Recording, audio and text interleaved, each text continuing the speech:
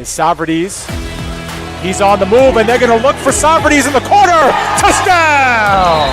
Rowan heading for the touchpad with the lead, and the Profs will take the men's 400-yard freestyle relay. Andrews will be in shotgun. He takes the snap, makes the handoff. He'll throw it down the left sideline. He's going to wide open receiver. He's got the touchdown. Okay, moving in. Sends one on goal, and he scores! And it is a power play goal. Back to pass, middle of the field. The catch is made by Britt. She's off to the races at the 40, the 30, the 20, the 10. Britt is in for the score. Back on in. Here's Yoxon. Yoxon to the backhand. Trying to go to the front. Makes the move and shot. And he scores! Smith delivers. That's it back toward the mound. Weiss has it in short. He steps on second, and the ball game is over. Massapequa Coast has won the 2023 New York State Little League Baseball Championship. Live from Great Kills Little League in Staten Island, New York, the PDF Sports Network is proud to welcome you back into coverage of the 2024 New York State Little League Baseball Championship. In our final game of pool play, East Greenbush-Castleton Little League takes on North Shore Little League. Good evening, everybody. Once again, my name is Joe Foreman, alongside my broadcast partner, Nicholas Bavona. And Nick, the conspiracy lives, as referenced by our live chat. We did have a schedule given to us for tomorrow's semifinal, which had South Shore playing in Game 1, and they would be taking on Auburn Little League. Massapequa Coast, of course, would then be set up for a matchup against Harrison Little League. However, those games have now been flipped. Massapequa Coast is going to play in Game 1, and South Shore is going to play in Game 2. So Balloon in our live chat, who is calling conspiracy, is going to have a very fun time with that one. But that's our revised schedule for tomorrow. We want to make sure that everybody has that information ahead of tomorrow and that they don't miss the game that they are looking for when they tune into the broadcast for tomorrow's semifinal. But, Nick, each of these two teams taking the field tonight will be looking for their first win in pool play. We've said it many times already, but very obviously, tonight's game could mean a lot more to EGC if just a few different things had gone their way. They lost to South Shore in their first game, and then obviously in game number 2, it was definitely a tough way to lose with the call at second base. We did get additional information from our great sponsor over at SI Live. They have a photo gallery posted online from that game, and unfortunately the photo evidence shows that the runner was indeed safe at second base. Yeah, and I mentioned it on Tuesday that you don't want to lose a game in any sort of fashion when it comes down to controversial play like that. And unfortunately now it looks like from that different angle that the call was unfortunately wrong and did not go in the favor of EGC in that game. And you mentioned that this tournament could be a lot different for EGC going into tonight. They very much well could be 2-0 in this case, and they could have been in the spot where South Shore was or Massapequa Coast was earlier, where they're 2-0 and having an opportunity to be 3-0 at the end of tonight going into this game against North Shore. But we saw what happened on Monday, a tough 6th inning. They allowed a 2-run double that gave South Shore the lead and the win in that game, and then that controversy in that last inning. And give EGC credit, though, Joe, in that one. They were down 5-1 going into that 6th inning, needing 4 runs to tie. They made up a great effort to make sure that they could get that opportunity to tie the game, but the out at second base was a costly one, giving them the second out of the inning. They did have a chance to tie it. They got a single right after that and had the winning run at the plate, just were not able to get the run in, unfortunately, and they fall to 0-2 in this pool play. And as you mentioned, for one of these teams at least, they will be able to get that first victory in pool play by the end of the night. And what are the chances they had a photo from that precise angle at that precise moment at such an important juncture in that game? It is a crystal clear shot, too. And my instinct in real time, not to toot my own horn, but I did say in real time, I didn't think it was that close. And based on the photo evidence, that was indeed the case. But nonetheless, EGC still with plenty to be proud of, making it this far, and they hope to see that culminate with a win tonight. On the other side, North Shore 2 games, they've allowed 10 runs in each of those. Obviously, they're looking for a better effort on the mound than that tonight. And we saw some signs from their offense in each game. They did get out ahead of Massapequa Coast, and they were battling South Shore in a very closely competitive game in their second outing. But it's been the late innings where things have really gotten away from them. Massapequa Coast pulled away late, and South Shore pulled away late. They need to find a way to put together 6 quality innings to get their first win of pool play. Yeah, and I think for them, they would like to get some more offense going. I think they've had 3 hits in each of their first 2 games of this tournament play. So, obviously, with these 2 teams, you know that tonight is going to be the final game you play in this tournament. But you would like to go out with a bang and get a win to at least assure yourselves that you did get a win in this round-robin play. And for North Shore, you mentioned it. They were at points in that game against Massapequa Coast. They were leading after going into the 3rd inning. And then the game against South Shore, they realistically, if you remember, there was that play at second base where a bad bounce went South Shore's way, went into the outfield, and let South Shore continue the inning, and they would score a couple more of those insurance runs that you mentioned that would let them pull away from the game. So if not for a bad bounce in that game, you could maybe make the case that North Shore, potentially how the rest of that game goes, could be 1-1 going into this game tonight. And to talk about some tough luck, we'd be remiss if we didn't mention North Shore, and you touched on it, Nick. That terrible hop on the infield really set the tone for that particular inning. And then if you recall, the very next batter was completely jammed on the next swing. Bloop single. And a bloop base hit fell into shallow center. That scored 2 runs, and that really changed that game in favor of South Shore. But despite what the final score says of 10-3, I think the number one issue for North Shore outside of the late innings, they've had some trouble stringing hits together. And if they can get a consistent effort at the plate, they should be able to keep up with this EGC team. As good as EGC has been at times, in their 2 games combined, they haven't scored that much. 3 runs and 4 runs. Yeah. Based on what we saw last year, we know that they're certainly capable of an offensive eruption, albeit with a different roster last season. And think about what they did against Massapequa Coast. They out-hit Massapequa Coast in that game, 10-6. And yes, most of their hits came in the later stages of that game as well. But we know that they are a very good and capable hitting team. And we saw also in the competition that we had yesterday with the Home Run Derby, they had a couple of bid stealers to potentially get themselves into the finals of that Home Run Derby. But I think now you look into this game for these 2 teams, as I mentioned, you just want to go out with a win. You want to end this one on a high note, at least get that first win of the tournament play, and then look forward and on to the next chapter of what you're going to be doing in your professional, or whatever you do next in your baseball life. And I give you credit for this insight, Nick. You pointed it out. I'm sure our live chat has pointed it out as well. But EGC thus far in this tournament, in 2 games, their run differential is just -2. And there is no tougher way to lose than losing a pair of 1-run games. That being said, they have only scored 1 more run than North Shore has against the same 2 opponents. So if you look at it from that perspective, we could be looking at a matchup between 2 very evenly matched teams entering this game tonight, despite what the final scores have said. Yeah, and that's why I mentioned where luck really can sometimes play a factor in some of these games. I don't want to say luck, maybe just a couple of instances where, one thing goes the other way and it goes awry for a team, and sometimes confidence can be, taken away because of what had happened in that instance. You got to also remember, too, on the side of North Shore, there was a couple of plays as well with the pitch. There was a couple instances where the players and the coaches were not happy with some of the strike zones that were going on in that game against South Shore, and that's really another factor that played into that game as well. And I think for them going into the night, obviously you mentioned they would like to get some more hits in this game. We saw how many hits Massapequa got against them on Monday as well, so they would like to keep that number down going into tonight's game. And for EGC, as you mentioned, losing both games by 1 run really stinks because it's, as I mentioned, the biggest difference between being 0-2, 1-1, 2-0, and right now you have an opportunity to potentially either play in the semifinals, but in this case they unfortunately just didn't get that opportunity to get that first win. So for them going into the night, they at least would like to get that win, and I would think they would like to make a statement trying to get that win because they definitely know in their hearts that they should be in that semifinal game tomorrow.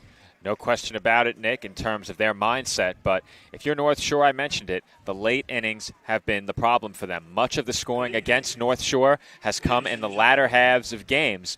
And if this game is close, moving into those middle innings in the third and the fourth, I'm very interested to see, now knowing that there is no tomorrow, how they manage the pitching staff in those situations. And can they get those key outs that we've seen EGC getting in their games, with the exception, of course, of that final inning against South Shore. So with starting lineups being introduced here at Great Kills and the national anthem about to be played, we'll get you the starters ahead of anthem time. And Nick, you have the starters for both teams. So EGC is the away team in this game. They will lead it off with their left fielder, Parker Besconis. Batting second is the pitcher, Caleb Lacasse. Batting third is the first baseman, John Herbst. Then it's going to be the extra hitter, that being Raf Corbacero. Batting fifth is the catcher, Joey Chevy. Batting sixth is the extra hitter, Matt Bombard. Batting seventh, the center fielder, Chris Bombard. Followed by him is the extra hitter, Tucker Alex. Batting ninth, the third baseman, Blake Murphy. Batting 10th is the right fielder, Jonah Gwinnett. Batting 11th, the second baseman, Jack Pierce. And rounding out the order is the shortstop, RJ Viola.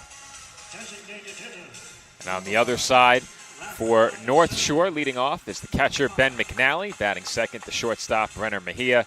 Batting third, the extra hitter, Logan McCarron. In the cleanup spot is left fielder, Aiden White. Batting fifth will be Dylan Waltz.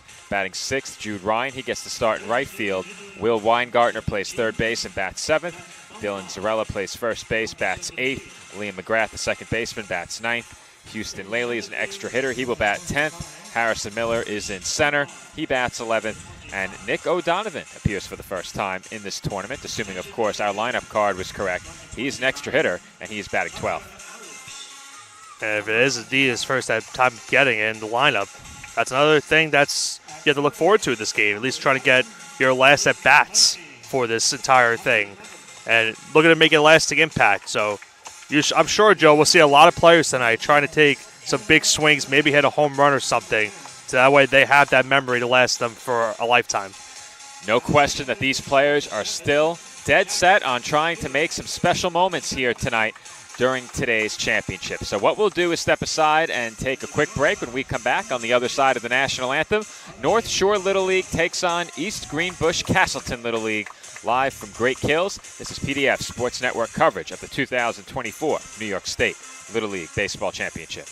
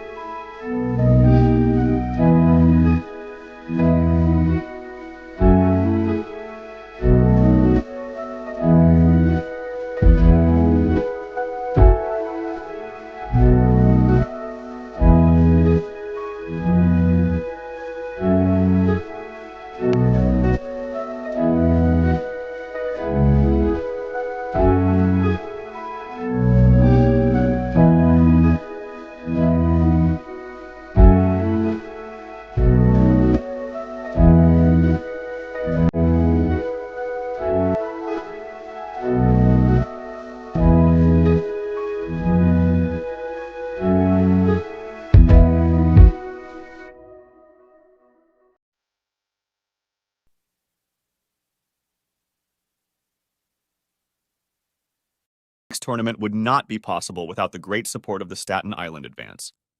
Not only does the Staten Island Advance have full coverage of the tournament, but we are committed to covering island youth sports year-round and all news close to home. Pick up the paper today and look for great subscriber deals now for our loyal readership. Visit us online at silive.com for news and photos of this week's tournament and all the breaking news on Staten Island, the nation, and the world. The news of Staten Island is the Staten Island Advance and SILive.com. The Staten Island Fairy Hawks are proud to be a sponsor of this year's New York State Little League Championship because one championship organization deserves another. Come check out another amazing season with us at Staten Island University Hospital Community Ballpark with great ticket and group deals, theme nights, and fireworks displays. Good luck to all of our teams this week from your friends at the Staten Island Fairy Hawks. We'll see you at the game.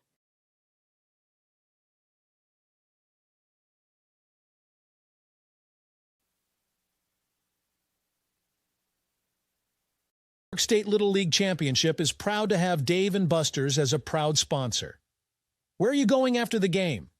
There's only one place with delicious food, ice-cold drinks, games on the big screen, and fun for the whole family. Food and drink specials are available all week with the latest video games and the biggest arcade on the island. Redeem tokens for great prizes and come back often because Dave & Buster's is the place to be for game day and all the days in between. Turn on the fun with Dave & Buster's on Staten Island.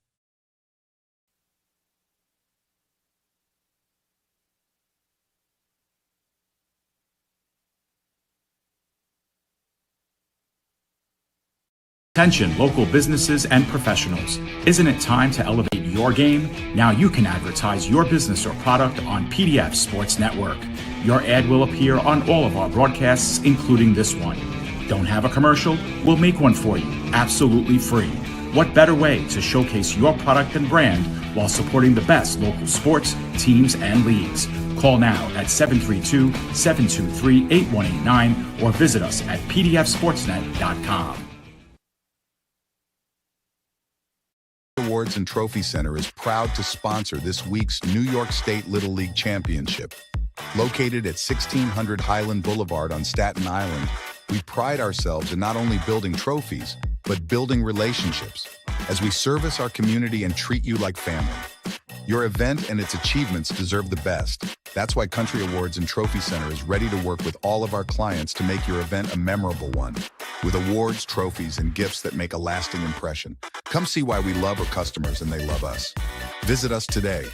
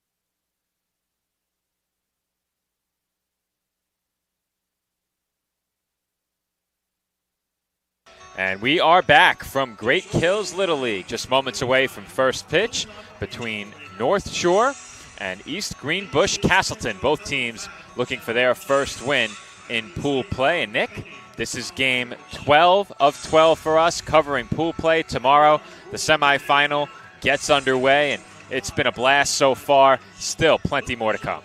Yeah, it's always fun to call this tournament. We had a great time doing it last season here on PDF, and now doing it once again here for the second straight season. And we've had a lot of great moments in this tournament overall.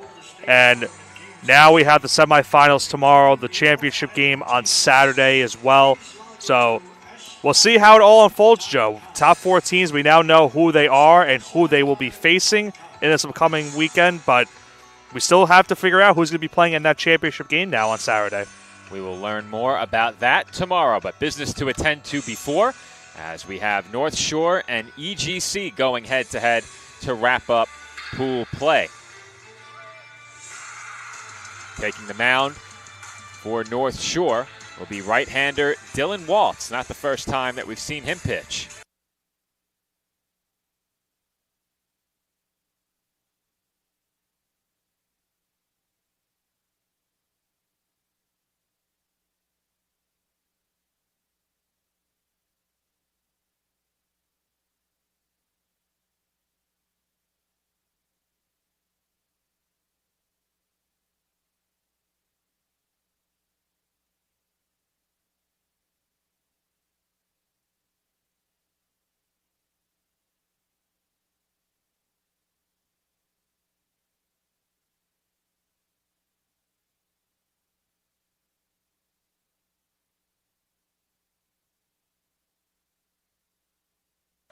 And we're back from Great Kills. We had to attend to a technical issue ahead of first pitch, but just in time. We have a called strike one. At the plate, leading things off for EGC, Parker Basconis. And he takes low.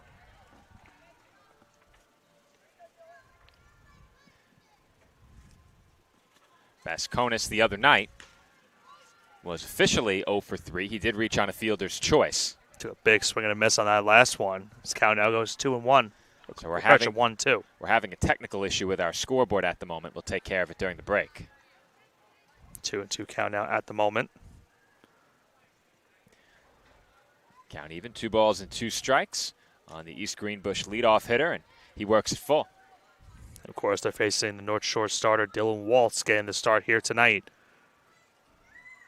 Here comes his 3-2. And lined right at the glove of the first baseman. Zarella makes the play for the first out of the inning. A quick L3 to open up the ball game, and that will bring up number 55, Caleb Lacasse. Well, Joe, if you remember yesterday, North Shore was playing a lot in the outfield and in the infield for the home run derby. So they were certainly prepared for that, and now they're here once again playing some defense early on. And I'm not sure if Lacasse got a piece there, but he did just get a little bit of a it's piece. off the catcher's glove into the backstop following the foul tip. So we'll have to do a reboot on the scoreboard. But there is one away in the opening inning. And that pitch misses down and away for ball one. Count 1-1.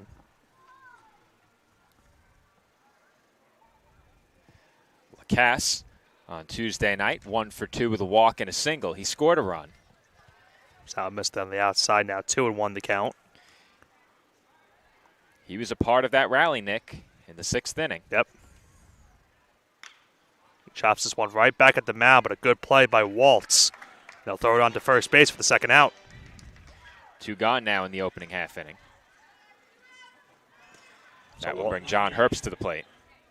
We saw Herbst, speaking of that home run derby, Joe, he had a home run in that derby during one of the qualifying rounds.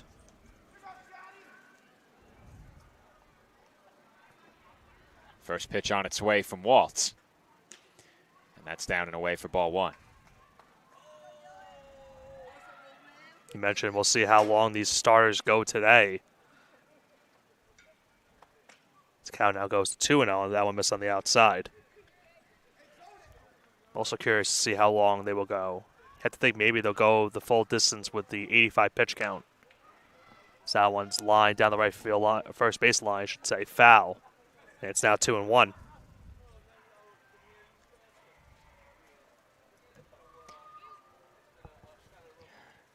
Herbst had a couple of base hits. He chops this one to third. Weingartner, the third baseman, will throw on to first, and that will retire the side. That will do it for the top half of the first. No score, and North Shore coming to bat.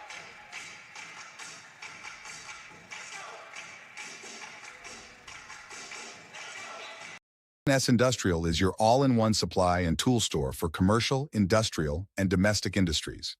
A leader in HVAC supply stores, K&S provides various building and maintenance supplies for office buildings, industrial plants, schools, homes, and more. We also specialize in getting our customers hard-to-find items. If you're looking for HVAC supply stores that also offer anything else you might need, look no further than K&S Industrial. If they make it, we'll get it. K&S Industrial.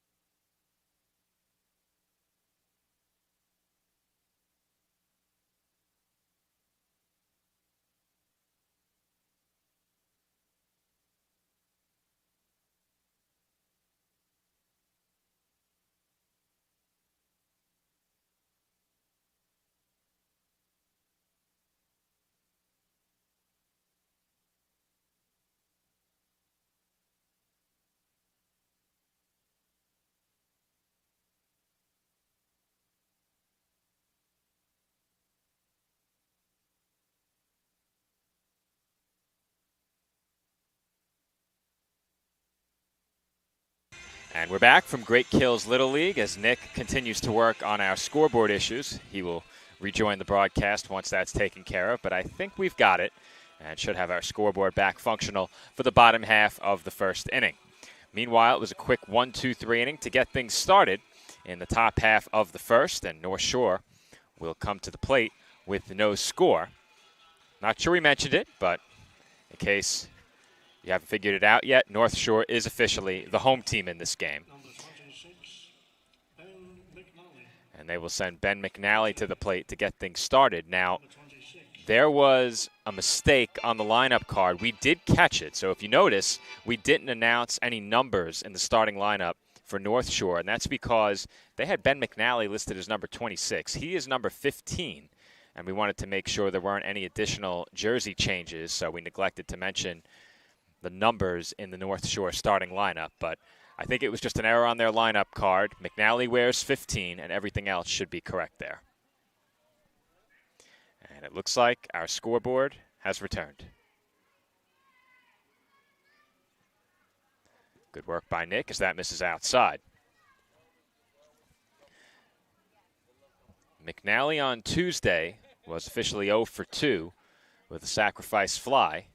That drove in a run in the third inning of that game.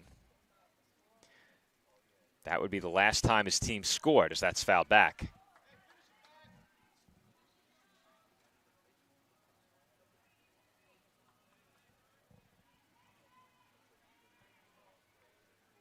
Count 1 ball and 2 strikes.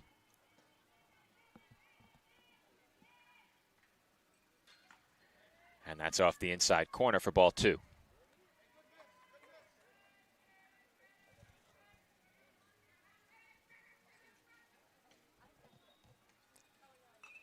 And again, McNally fights one off foul. Good at bat brewing here.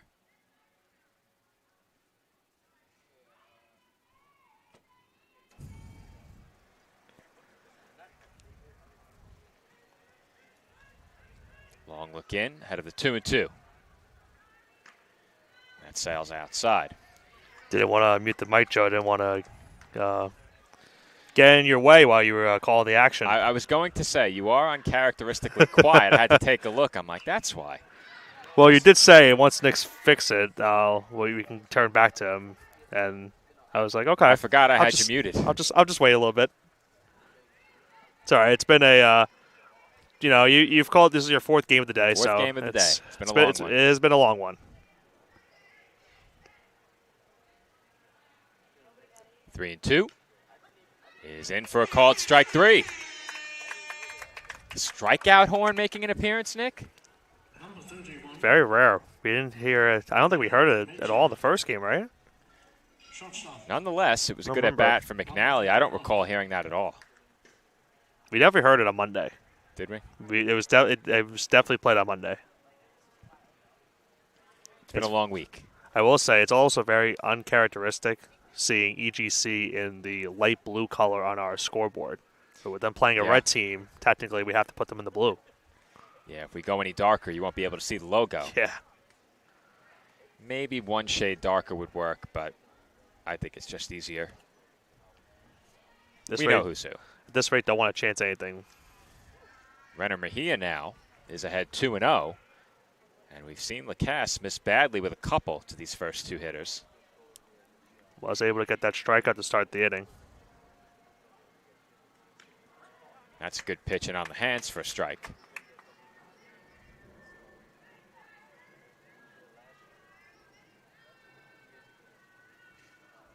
Comes the 2-1. There's a swing and a miss. Count even at 2 balls and 2 strikes, 1 out in the home half of the first. And that's low for ball 3 to run it full. So second straight at bat for North Shore. They're going to work the count full here now, this time for Mejia. Let's see if he can potentially draw a walk or get something to hit. And that is in for a called third strike. Back-to-back strikeouts looking on full counts. Yeah, we've seen Lacasse. He's had to work for these ones, Joe. It's not been easy to get the 2 strikeouts, but he's gotten them. And there's now 2 gone in the inning. That will bring up Logan McCarron. We saw McGarren with the home run on Monday in pool play. He was also responsible for an RBI on Tuesday.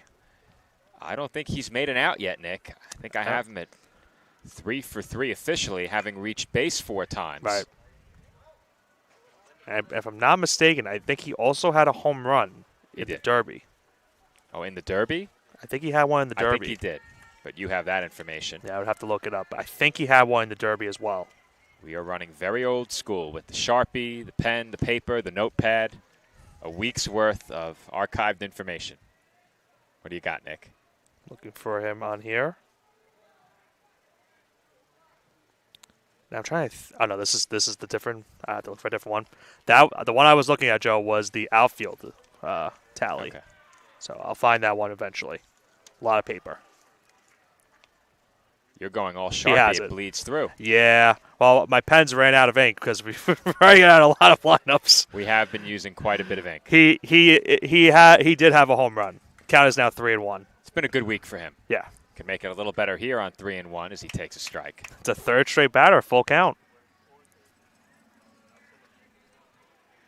Despite the fact that they've been held to a low hit total in their 2 games, North Shore has had traffic on the bases.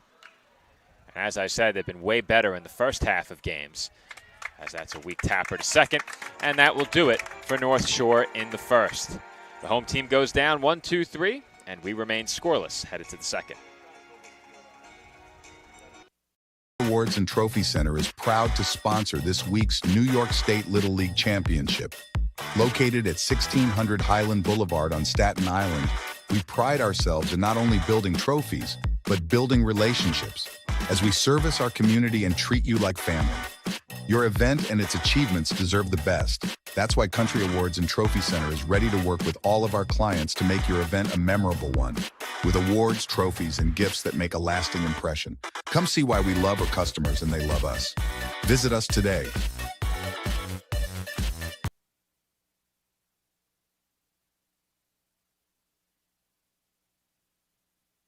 When it comes to sports, why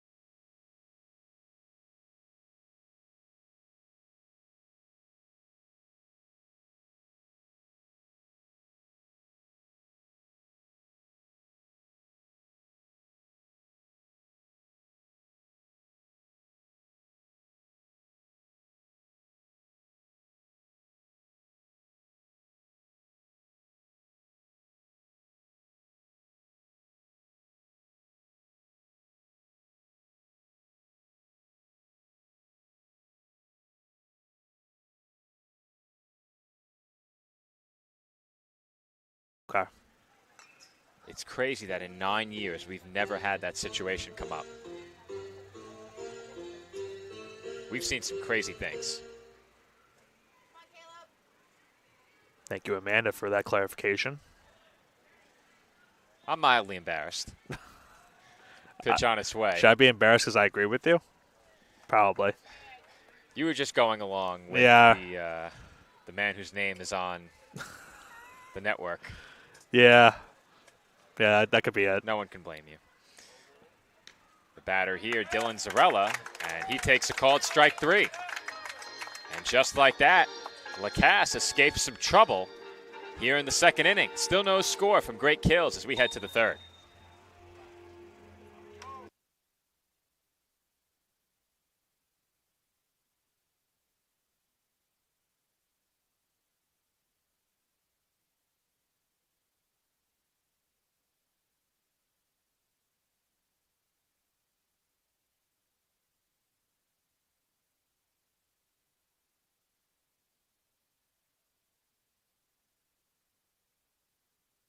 To sports, why be good when you can be legendary? At Legend Sporting Goods in Brooklyn, we service the community with only the best custom apparel, embroidery, and service, specializing in youth sports, so that the leaders of today become the legends of tomorrow. We're proud to support all of this week's great athletes and invite everyone to check us out and make us a part of your team. Come see why Legend Sporting Goods is in a class by itself. Visit us online or call us now.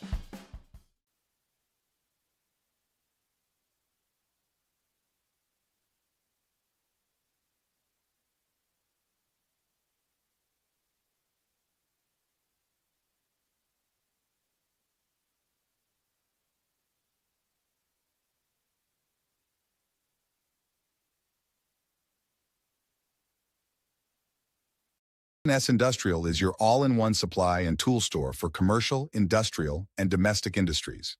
A leader in HVAC supply stores, K&S provides various building and maintenance supplies for office buildings, industrial plants, schools, homes, and more. We also specialize in getting our customers hard-to-find items.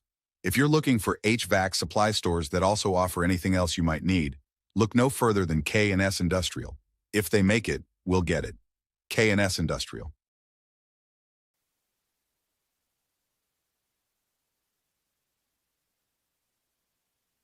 And we are back from Great Kills, feeling somewhat vindicated Vindication. Now, unless the rule is different in Little League, a batted ball that first hits the plate is indeed a foul ball.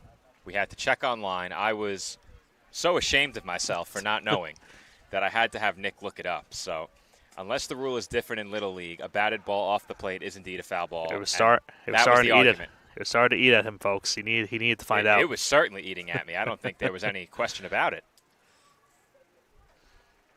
Can't have that. Seems like we figured it out, though. Not to be lost, Joe, though. Quickly an 0-2 count here. Chris Bombard at the plate, and he hits one softly. First base Play. side, flip from Waltz in time. That's a good play right there from Waltz. A nice flip. That was a slow dribbler down that first base line. Number 29. Well, I waited for that call, Nick, just in case. Good job. That will bring up Tucker Alex. Number 29.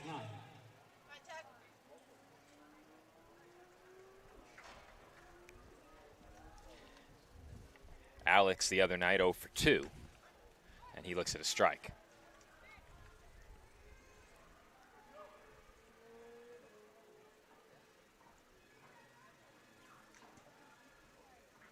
And I don't know if that caught the bat or not. I don't believe so. So that's ball 1. Nathan speaking truth in the chat. Would not like to be having a house in foul territory or even a car in foul territory. It would be really tough to hit a house. Yeah. The same does not go for the vehicles. Yeah. Do not park down the left field line. Yeah. Don't do it. And definitely don't park anywhere near the fence during the home run derby. We were all scared yesterday with the amount of home runs that the people even, who thought they were safe, might have had their vehicles damaged because of the distance that they were headed. No need for any unwanted surprises as Alex goes down swinging for out number 2. That will bring up Blake Murphy. Third base, number 11. Murphy had a hit in the game on Tuesday, 1 for 2, and that sliced foul.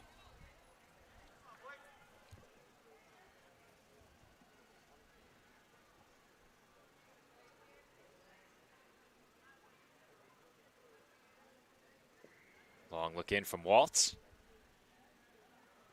A very long look in from Waltz. Yeah. And time is called. Yeah, time was granted.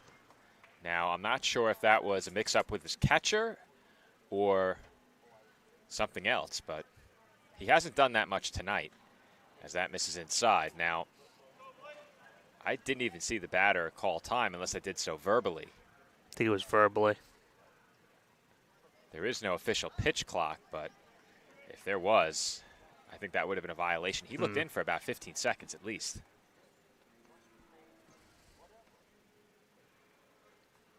Count 1 and 2.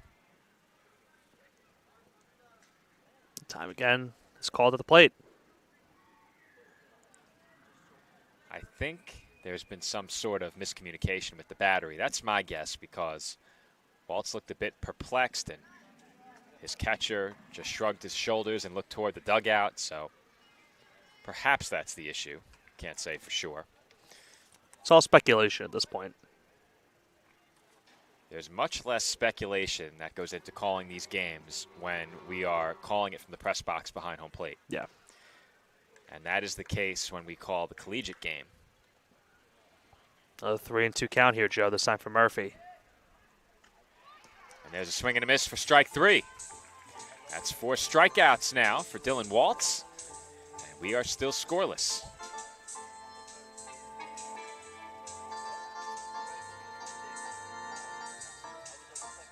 Awards and Trophy Center is proud to sponsor this week's New York State Little League Championship. Located at 1600 Highland Boulevard on Staten Island, we pride ourselves in not only building trophies, but building relationships as we service our community and treat you like family. Your event and its achievements deserve the best. That's why Country Awards and Trophy Center is ready to work with all of our clients to make your event a memorable one, with awards, trophies, and gifts that make a lasting impression. Come see why we love our customers and they love us. Visit us today.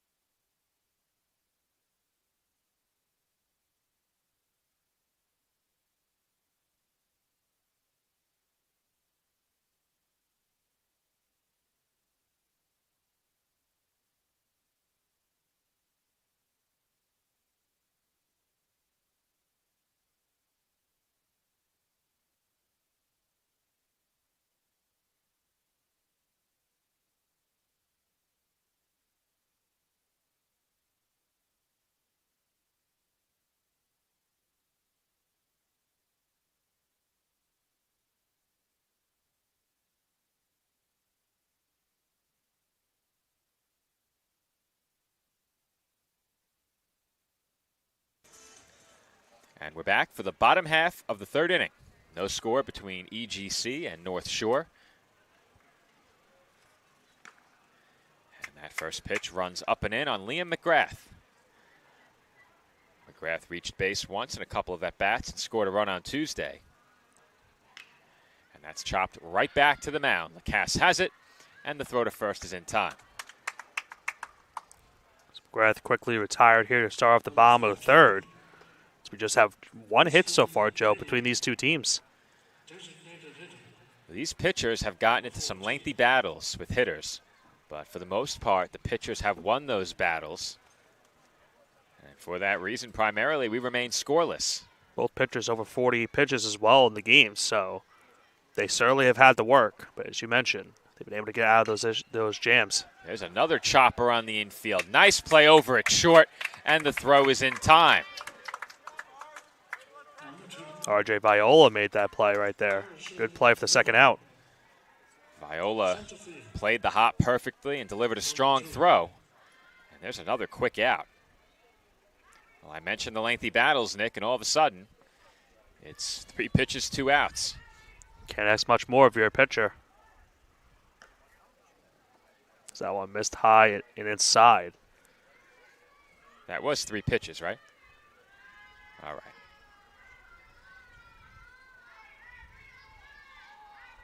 The 1-0 coming. That's a called strike. One thing I did forget about that game we had on Tuesday, North Shore's dugout trying to encourage their hitter at the plate. So that we heard that on Tuesday when they were playing South Shore. That pitch misses high. The previous batter was Houston Laley, who grounded out to short on the nice play by Viola. This is Harrison Miller at the plate.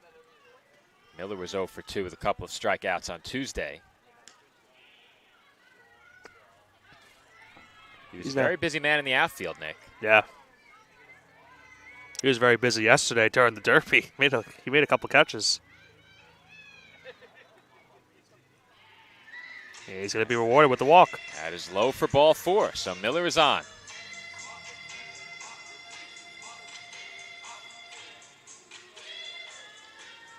So North Shore will try to get a 2-out rally here with runner on first. And I believe for the first time this tournament, Joe, Nick O'Donovan will be the batter. So O'Donovan was listed among injured players or players who were out. That list all the same. No official label other than out. But O'Donovan in the lineup tonight and hits one sharply to short, handled cleanly by Viola, and he steps on the bag to get the force at second. One stranded by North Shore here in the third, and we head to the fourth, still with no score. When it comes to sports, why be good when you can be legendary?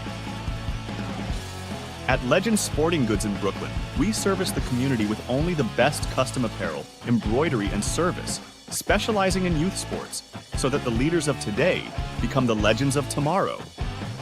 We're proud to support all of this week's great athletes and invite everyone to check us out and make us a part of your team.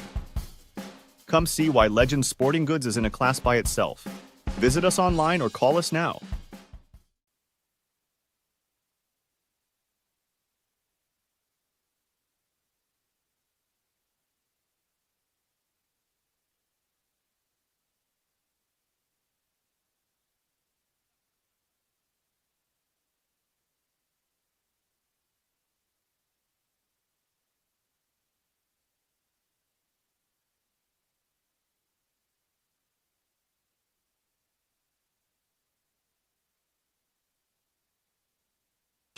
And we are back from Great Kills. There is no score entering the fourth inning between East Greenbush-Castleton and North Shore.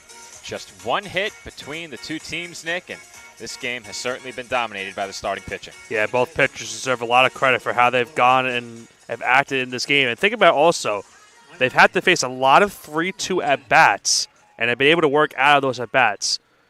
And now with both of them over 40 pitches, they're looking for an opportunity to potentially go the full distance in this game. And we're into that area of the game now, Nick, where North Shore's had some problems. That latter half of the game beyond the third inning. They've seen a couple of games get away from them in those late innings, and we'll hope to avoid a similar fate tonight. I did mention it as well during the pregame, as that pitch was foul-tipped into the mitt for strike 2.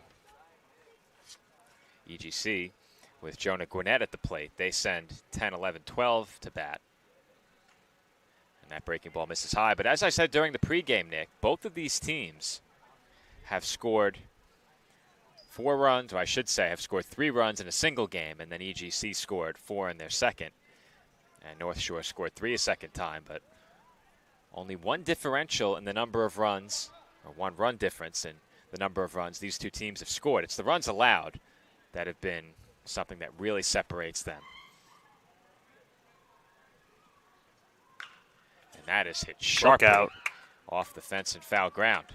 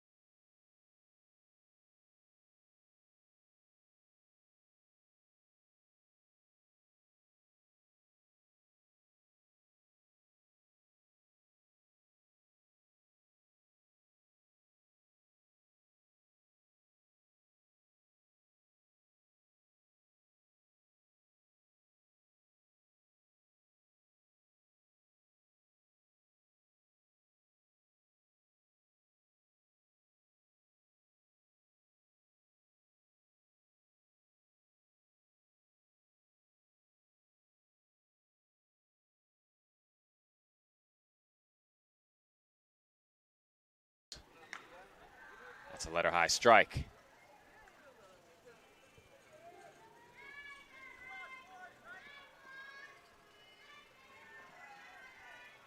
comes the 0-1. And that's to the backstop. But wisely, playing cautiously, was Mejia. Now, looks like perhaps his third base coach wanted him to try it. That backstop is just so close, Nick. Yeah, it's a risk. Mejia was, I don't want to say the coach was in the wrong for saying to go, but it is not easy. And he's still going, Joe. And he's safe.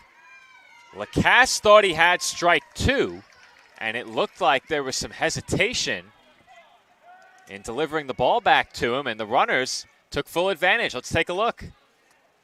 Well, I'll just pretend I didn't say anything and say that the coach was wrong at that spot.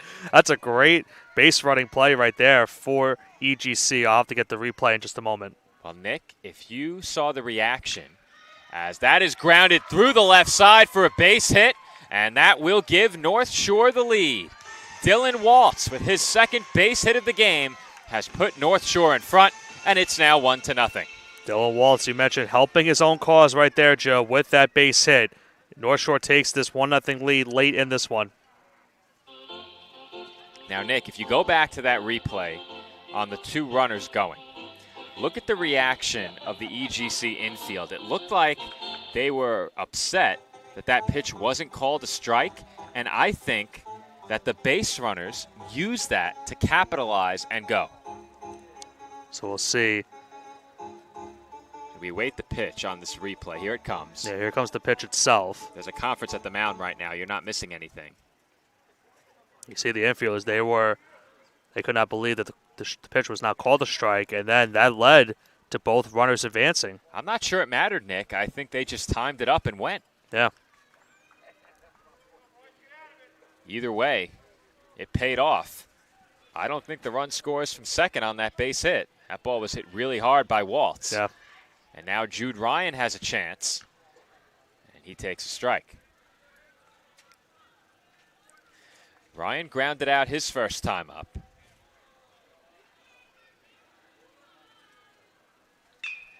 And that's hit hard on the ground toward the middle, and Nick, R.J. Viola's everywhere. He's been all over the field tonight. He's got another one, 6 unassisted over at second base, and that will do it for North Shore.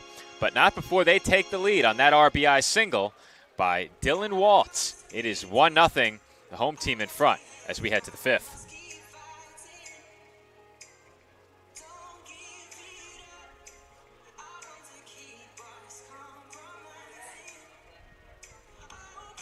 Awards and Trophy Center is proud to sponsor this week's New York State Little League Championship. Located at 1600 Highland Boulevard on Staten Island, we pride ourselves in not only building trophies, but building relationships as we service our community and treat you like family. Your event and its achievements deserve the best. That's why Country Awards and Trophy Center is ready to work with all of our clients to make your event a memorable one, with awards, trophies, and gifts that make a lasting impression. Come see why we love our customers and they love us. Visit us today.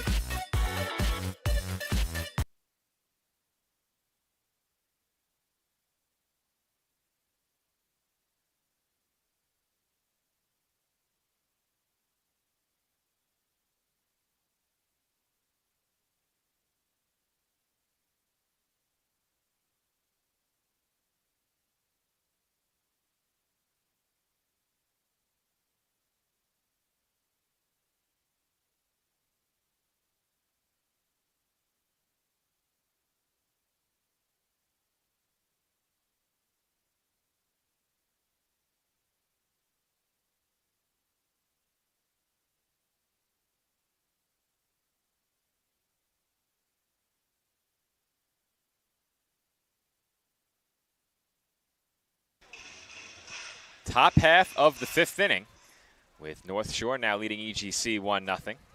The man on the mound, the reason why we have this 1-0 lead. It's been quite the effort. He's driven in the game's only run, and thus far has been untouchable. Anything to add, Nick? Nope. All right.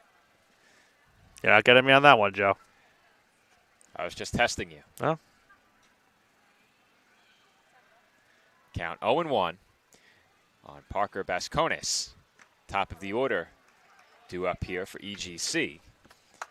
And Basconis is quickly in a 2-strike hole.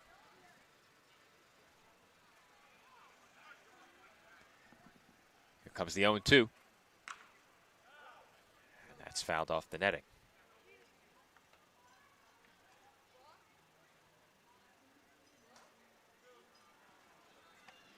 Basconis 0 for 1, lined out to first to open up the game.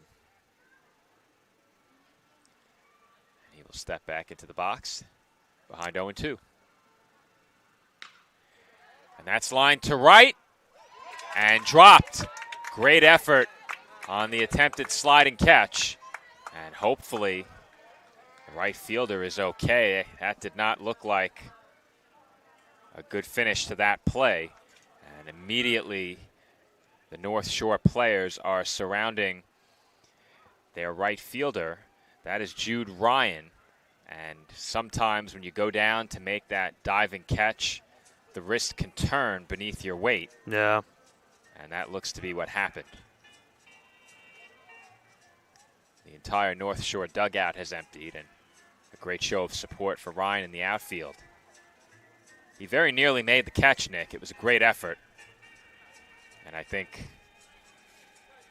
we can acknowledge that that was the first hit of the game now. Yeah, it was. It was a perfect game for Dylan Waltz up until that ball hit into shallow right. Ryan gave it all he had, and he's being checked on by his coaches right now. Yeah, hopefully he is okay. Give him great credit on that attempt to make that catch to try to preserve the perfect game from continuing. But as you mentioned, that is the first official hit as well as base runner for Massapequa. I'm still on the first game show for EGC.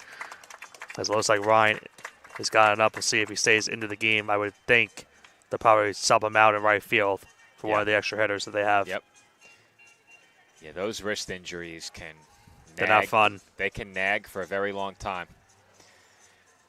I tell the story all the time, but doing P90X back when I was in high school, wrist injury, doing balance push-ups, my wrist has never been the same again.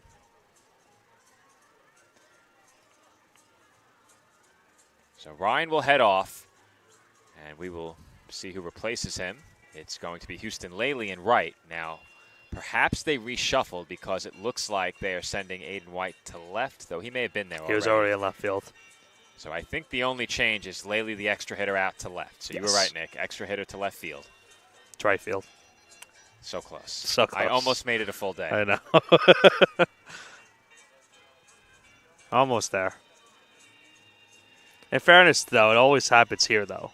I don't think it happens over at South Shore. It's much easier to make the mistake here because we're more centered in the outfield. We are in foul territory over at South Shore. So the action resumes. Caleb Lacasse looks to help his own cause. Nice catch. How about that grab? There we go. Good fundamentals. 2 hands used by the spectator. Caught it on a fly.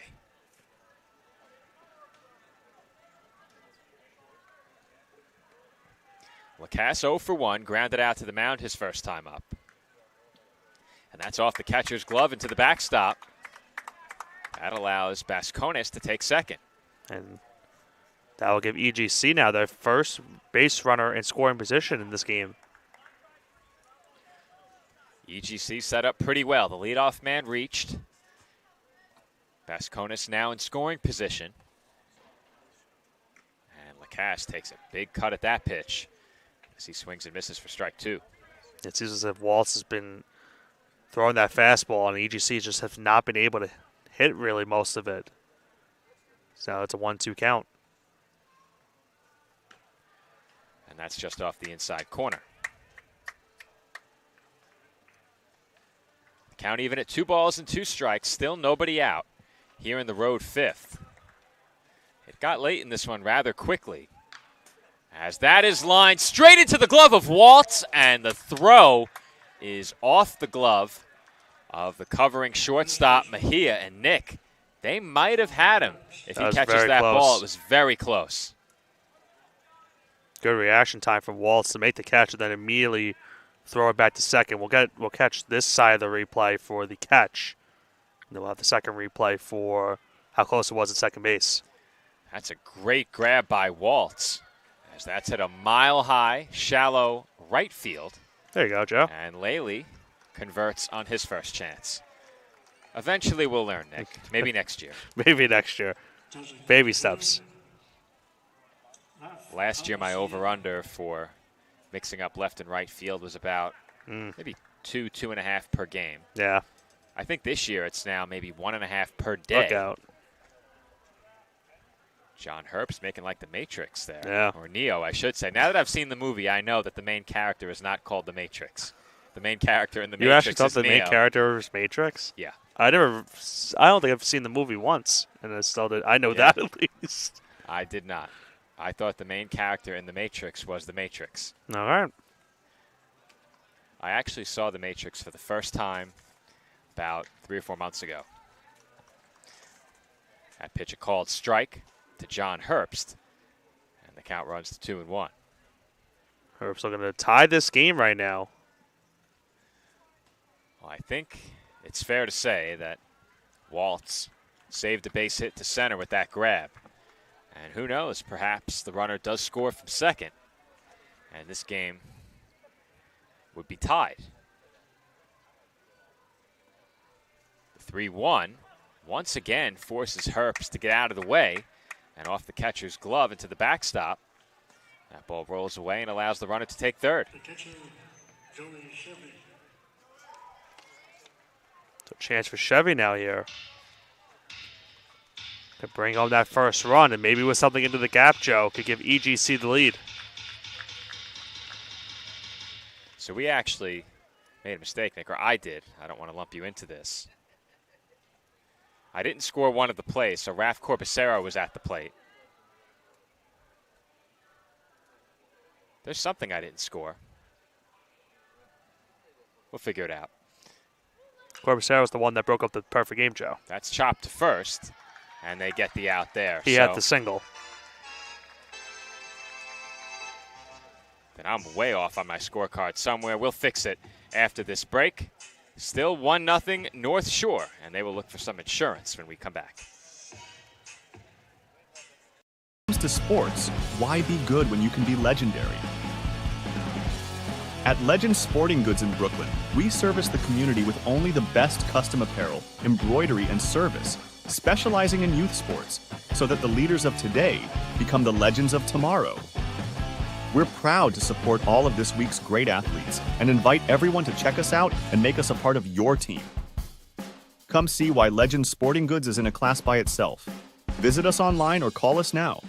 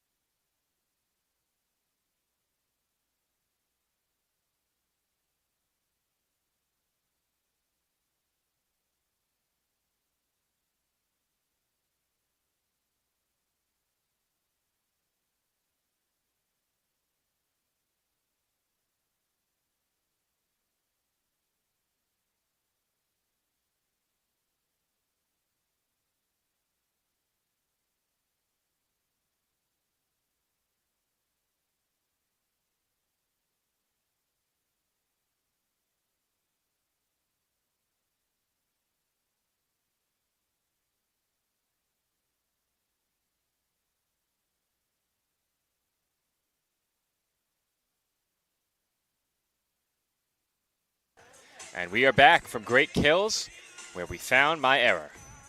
I'm glad you said your error. When I mistook right field for left field, I forgot to score the play. See, Nick, I had my pen to paper, and when you corrected me, They just throw you off? It forced my mistake. Okay. But the last out of the inning was Raf Corbacero. Herbst hit the fly ball out to right.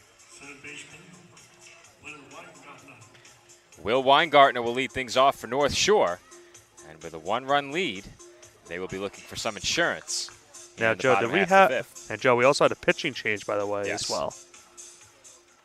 Is that Parker Masconis on the mound? No, that is Raf Corbacero. I can't read We just numbers. had this conversation, Nick. I couldn't read the number. Now it's our mistake. Listen, it's tough from out here in right field. It is trying to tough read that in the number. outfield. From behind home plate, that mistake would never happen. Okay. You'd see the number on the batter's jersey and obviously would not make that mistake. As that pitch is in at the knees for a called strike Well, one. we have seen Corbicero pitch so far this week, so gets another relief appearance this time around, though. But gotta speak about Caleb Lacasta's game, Joe. Other than that RBI hit, a stellar performance here tonight. Absolutely. It was a pitcher's duel early in this game as we have a strikeout to lead off the inning. Weingartner goes down. Dylan Zarella will come to the plate. Okay. Good to note. If you need to know about Corbicero, he has long pants, Joe. Got it. That's how you can cipher. Or I can keep an accurate scorecard. Well, that's the best defense So against mistakes. is my defense that your scorecard's throwing me off now? Could be. Okay. Zarella 0 for 1 at the plate, struck out his first time up, and he sends the 1-0 pitch to right field, but foul. We'll make a catch that time. Some very surprised spectators in the area.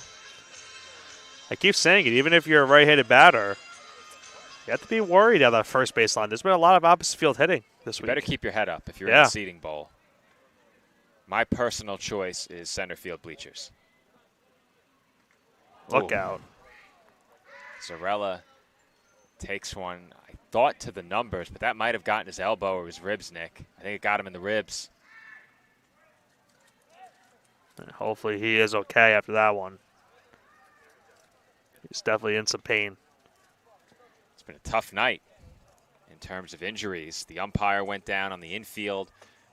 Obviously, Jude Ryan left following what was almost a great diving catch. Yeah, I think you're right, Joe. That did get him in the ribs, but he is going to first base.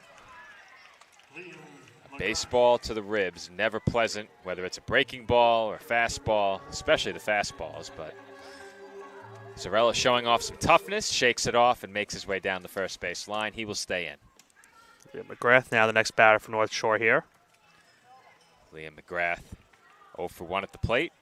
Hit one back to the mound. His first time.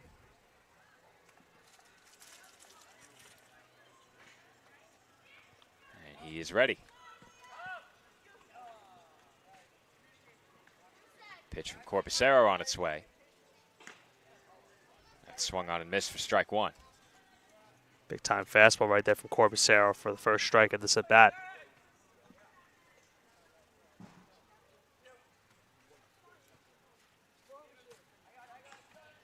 And that sails up and in. Well, Zarella's still dancing around near first base, even after getting drilled in the ribs. Yeah. Gotta love the commitment. For sure. Comes the 1-1. That might have been foul tipped into the glove. I thought I heard that hit the bat. Either way, it's strike two.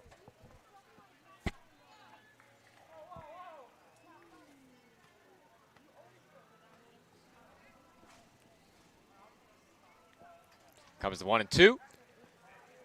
Wow. It looked like McGrath was tied up by a wicked breaking ball. That was an insane wicked. What a pitch. Wicked might be the best word you could have used for that pitch. That is as sharp a breaking ball as we have seen all week. Yeah, you can even see it. I looked back at the replay. Replay it, Nick. What a pitch. That's worthy of a replay. Yeah, he could not believe it himself. You replicate that every time, you're in good shape. Yeah. There's another good stop behind the plate to prevent an advance on the bases. Show a replay after the next pitch.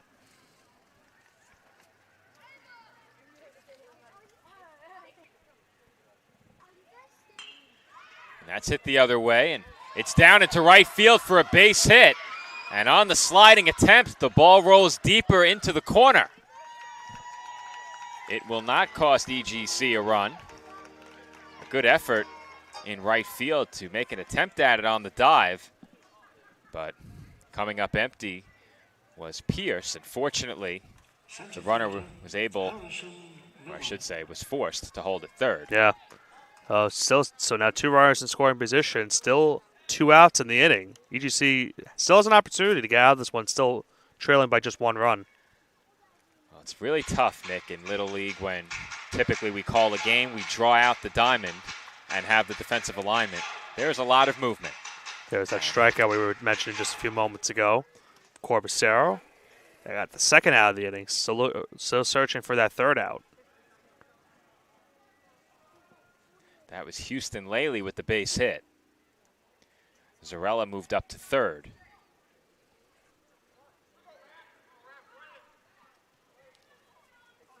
Corbacero looks in. Harrison Miller, the batter. There's a swing and a miss. Got him to chase on that one. Even got a 1.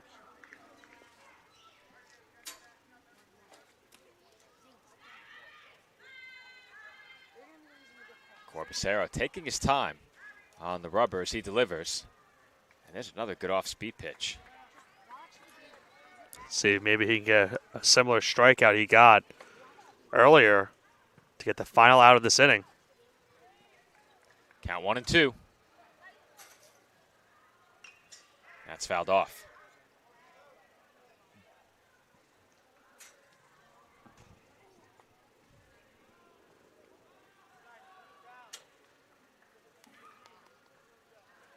Count 1-2. 2 in scoring position and 2 outs. And Nick, he got him again. Topped the previous breaking ball. What a pitch. And Miller goes down looking. We have to get one more look at that one, Nick. Corbacero with some flashy pitching in this inning, Joe. 2 great off-speed breaking balls to retire the side. Not often you get a strikeout that forces a hitter to duck when the ball is on its way in. And Corbacero strands 2 in scoring position. Last chance for EGC in the top of the 6th. They trail 1-0. NYS Industrial is your all-in-one supply and tool store for commercial, industrial, and domestic industries. A leader in HVAC supply stores, K&S provides various building and maintenance supplies for office buildings, industrial plants, schools, homes, and more. We also specialize in getting our customers hard-to-find items. If you're looking for HVAC supply stores that also offer anything else you might need, look no further than K&S Industrial. If they make it, we'll get it. K&S Industrial.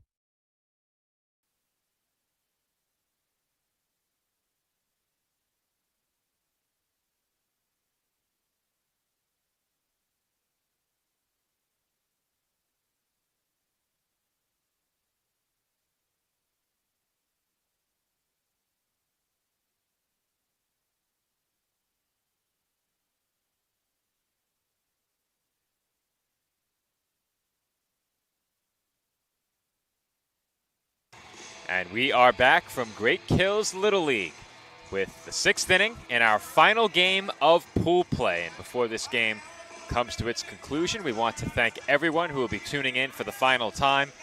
Many here to follow their particular team of interest. So we thank all of those who have joined North Shore and EGC along the way. And we thank you for welcoming us onto your mobile device or into your homes on your televisions via the PDF Sports Network. But still 3 big outs left to get in this game for North Shore. Both of these teams looking for their first win in pool play. EGC, as we've mentioned many times already, could have seen their fortunes play out very differently. And now they are down to their final 3 outs, trailing by a run and staring at an 0-3 appearance in the state championship. That's hit sharply to short. Mejia knocks it down off the hop, and the throw is off the first baseman's glove. Not sure they had him anyway, but a good effort to recover by Mejia, who initially bobbled. And just like that, EGC has the leadoff man on. Where we count on that, Joe, as a hit? Was it hit hard enough, you think? I don't know about that, Nick. That's all I'm asking you. I think it's an error. Okay. I think Chevy Reach is officially on an E6 there. I don't think that was hit hard enough. Okay. We've seen some wild hops this week. That wasn't one of them. And how about that, Joe? A bunt. EGC will bunt. It's a good one. And the runner is out.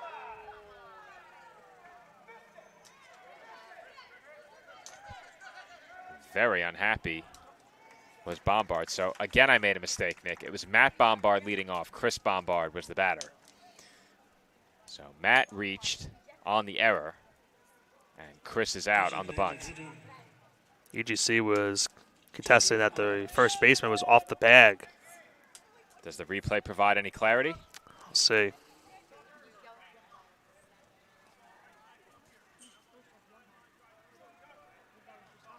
Didn't look like on that. I didn't think he was off the bag. I didn't think so either. Slow it down when we get a chance. Don't interrupt the at-bat. Yeah, of course. As Tucker Alex is behind 0-1 on a foul ball.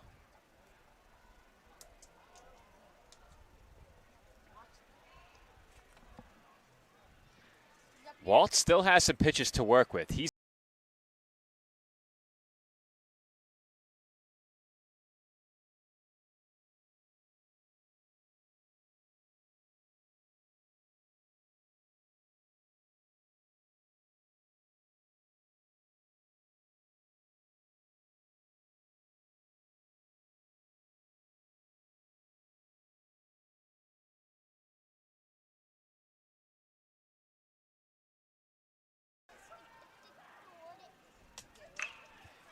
that's hit sharply. Another chance for Mejia. He throws out Alex for out number 2. Look quickly one more time, Joe. See if that first baseman was off the bag. I didn't see anything that would have. I didn't think there was any way he was off the bag. Yeah. I thought maybe he beat the throw, but I didn't think he was off the base. Well, last game of pool play, Joe, and we got a good one to end this with a runner on third, 2 outs. EGC's got a chance to tie this game right here. It's up to Blake Murphy. At Bombard, the runner at third.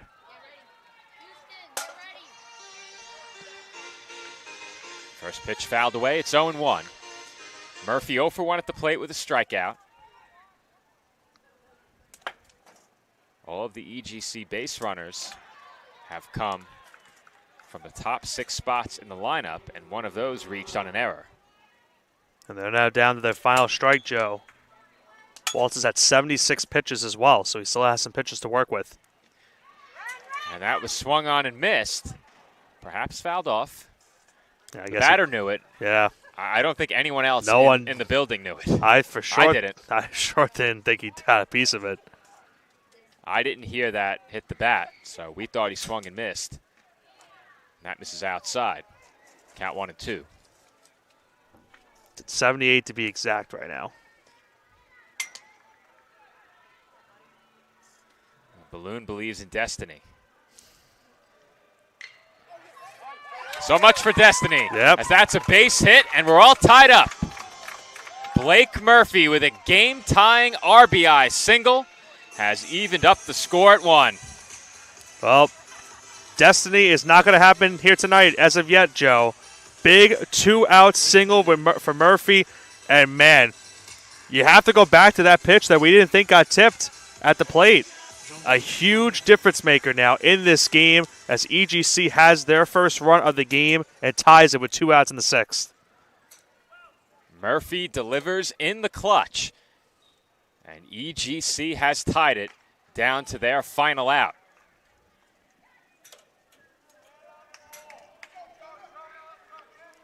Second look at that previous RBI single right there for Murphy.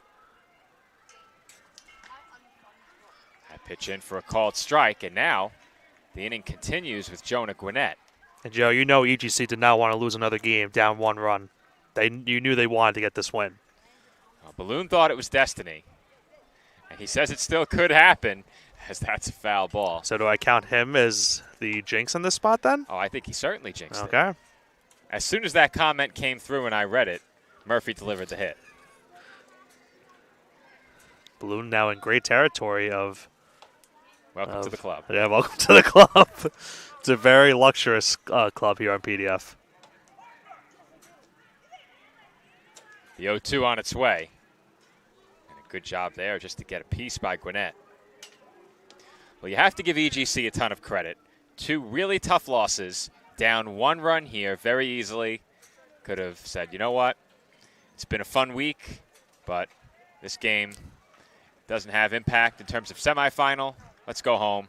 They did not do that. and have rallied to tie.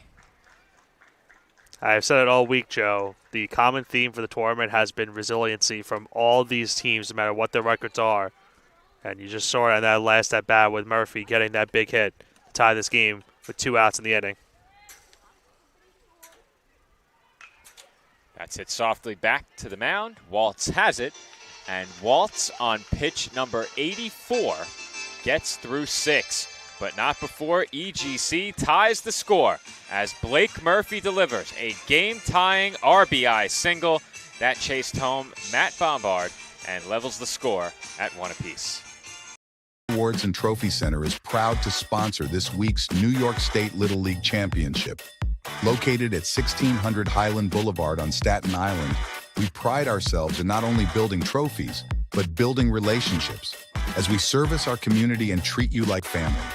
Your event and its achievements deserve the best. That's why Country Awards and Trophy Center is ready to work with all of our clients to make your event a memorable one, with awards, trophies, and gifts that make a lasting impression. Come see why we love our customers and they love us. Visit us today.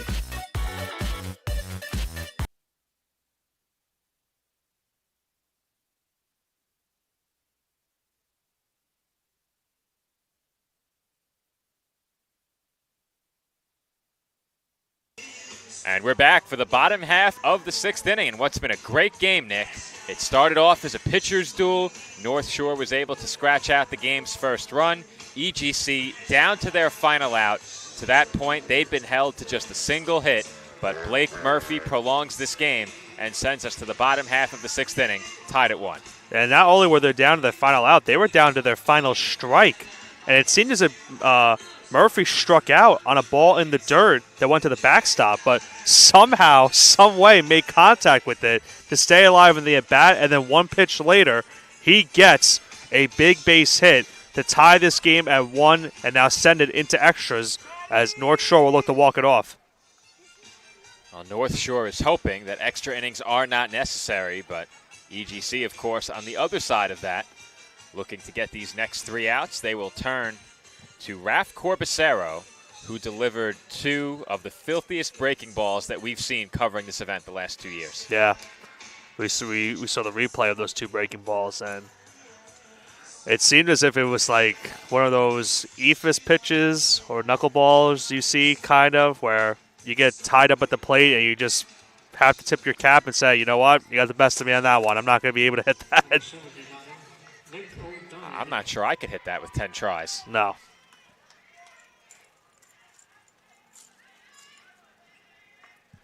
So North Shore will look to walk it off. And I have 12, 1, and 2 coming up, but my scorecard's gotten a bit out of control. I believe you are correct. That would mean Nick O'Donovan is at the plate.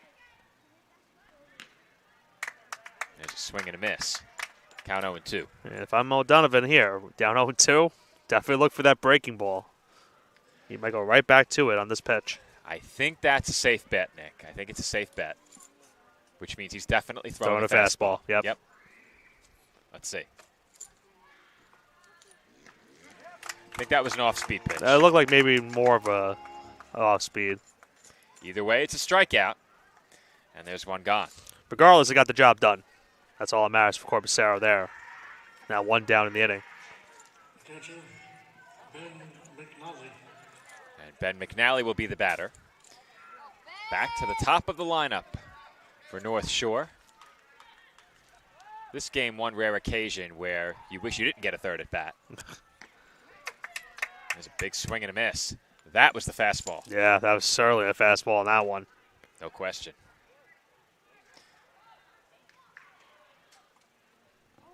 Long look in ahead of the 0-1. That's downstairs.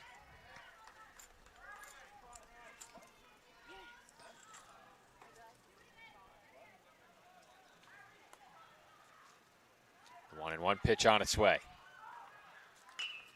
That's fouled off. McNally 1 for 2. He has one of the 3 hits in this game for North Shore. He was erased on a fielder's choice ground ball back in the 4th. The man who hit that ground ball, Renner Mejia, came around to score. McNally takes inside. He tried, Nick. Yeah. Almost hit him on that one.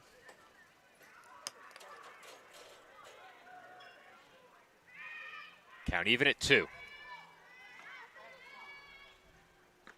And that swung on and missed for strike 3. Got him to chase on that high fastball right there. Corbacero has been dealing out of relief for EGC here. There's now 2 away. 3 strikeouts in that 5th inning for EGC pitching, and now 2 more here in the 6th.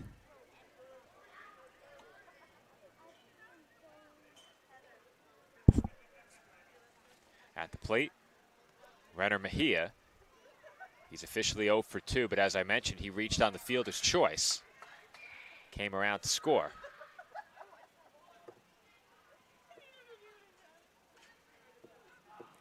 He's ahead 1-0 here. He swings and misses at that pitch.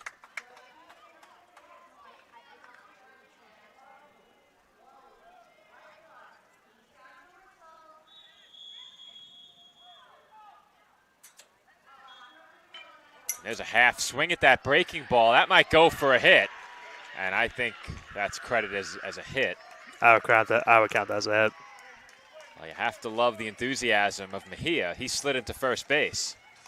And he represents now the winning runner on first base for North Shore as they try to get a 2-out rally. And if you want anyone up at the plate, Joe, in this spot, it's certainly the man coming up. Logan McCarron, 0 for 2 tonight. Had not been retired before this game. And now, with an extra base hit, might have a chance to send his team home winners. See right there the half-hearted swing right there from Mejia.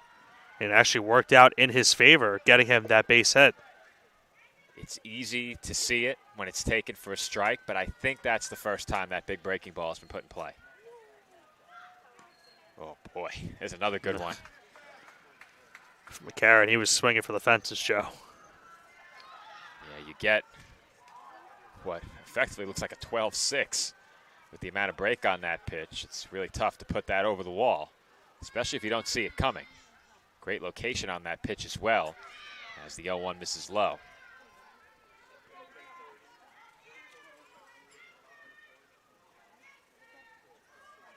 Count even at 1 ball and 1 strike. And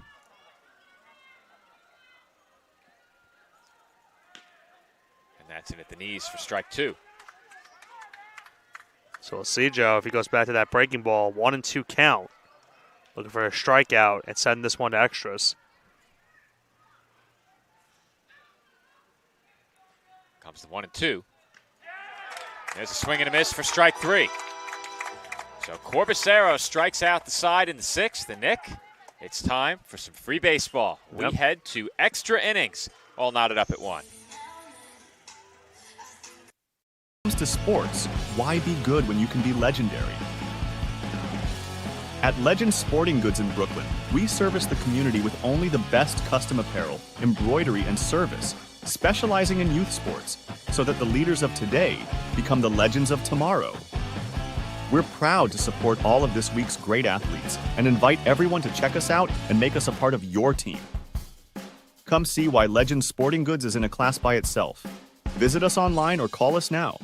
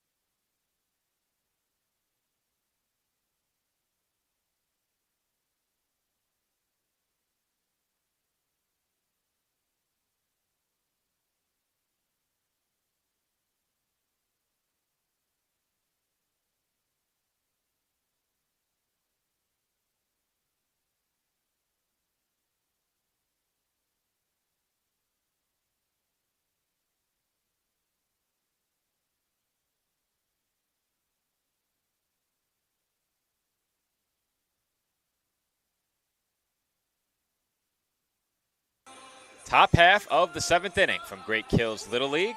North Shore and East Greenbush-Castleton tied at 1. Just 2 hits in the game for EGC, Nick, but the second one came in a big spot. As for North Shore, they've had a couple of chances in this game. They cashed in on one, stranded a couple in scoring position on another occasion, and that brings us to the 7th. And I believe, Joe, correct me if I'm wrong, I think this is the second extra inning game we've had in this tournament. We had one as well on Tuesday here at Great Kills. That was that big game in which we saw Cohen Ashby hit the go-ahead game-winning 2-run home run in the 7th. So we'll see maybe someone could have a similar effect here tonight. 1-1 score here in the top of the 7th.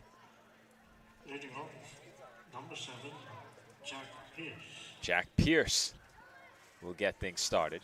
He will face a new pitcher. I think Mejia is on the mound for North Shore, and he is. So a great effort for Dylan Waltz. Unfortunately for him, it's a no decision. As it looked like the batter had stepped in ahead of the final warm-up toss, and then they threw down to second base. It did seem to be the case. Pierce was announced into the game. I don't think Mejia was ready for him yet. First pitch coming, and that's a called strike.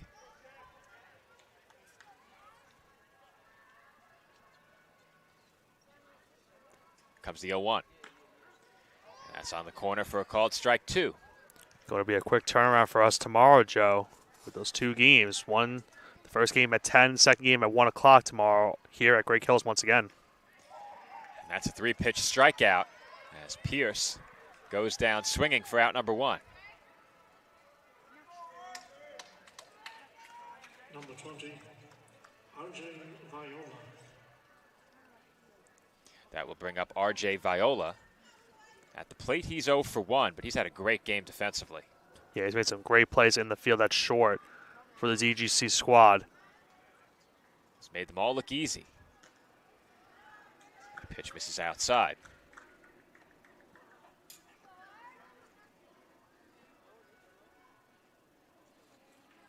Comes the 1-0.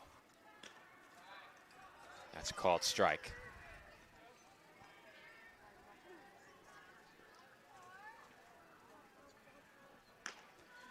That's a called strike 2.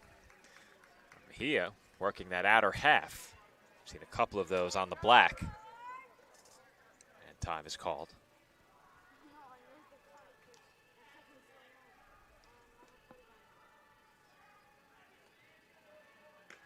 There's a swing and a miss.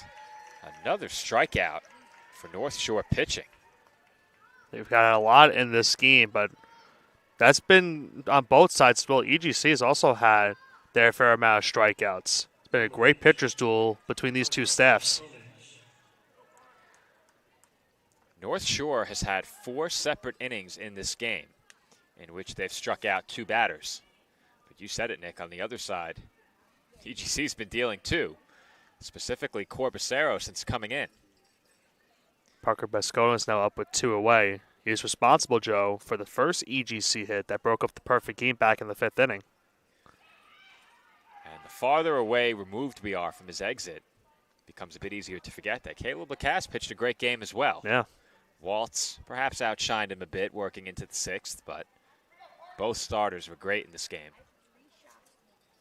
Could not have asked for a better pitcher's duel to end pool play. There's another swing and miss. They're having trouble right now, Joe, hitting that fastball. Mejia is throwing gas. I believe we saw Mejia the other night. Yeah, I think we did as well. But, again, it makes sense. We've seen him at shortstop a lot, and he's made some great plays there as well. And that breaking ball is in for a called strike 3. Well, we've seen a lot of wicked breaking balls on the other side. That was a good one from Mejia. And EGC goes down 1-2-3 on a trio of strikeouts. We head to the home 7th. Chance for North Shore to walk it off when we come back. This tournament would not be possible without the great support of the Staten Island Advance. Not only does the Staten Island Advance have full coverage of the tournament, but we are committed to covering island youth sports year-round and all news close to home. Pick up the paper today and look for great subscriber deals now for our loyal readership. Visit us online at silive.com for news and photos of this week's tournament and all the breaking news on Staten Island, the nation, and the world. The news of Staten Island is the Staten Island Advance and silive.com.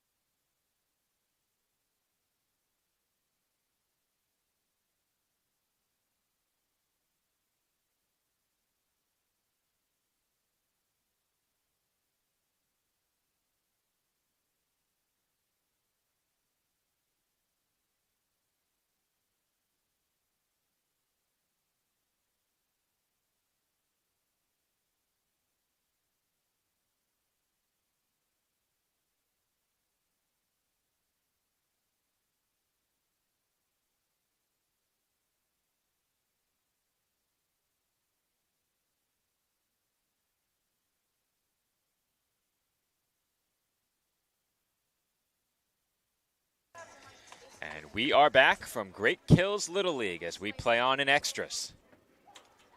North Shore with a chance to walk this one off as Aiden White comes to bat.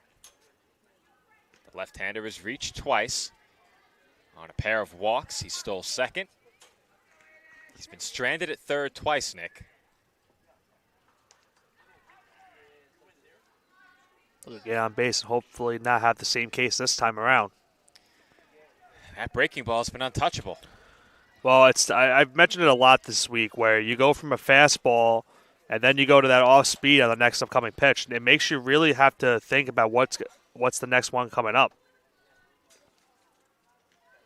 It's another breaking ball. That one just off the outside corner. Count 1-2.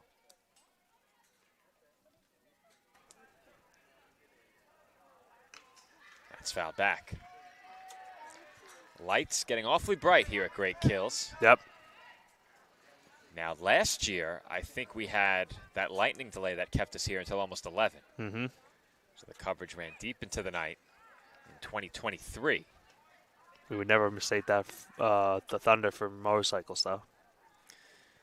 Well, ahead of the lightning delay, there was a motorcycle that I mistook for Thunder.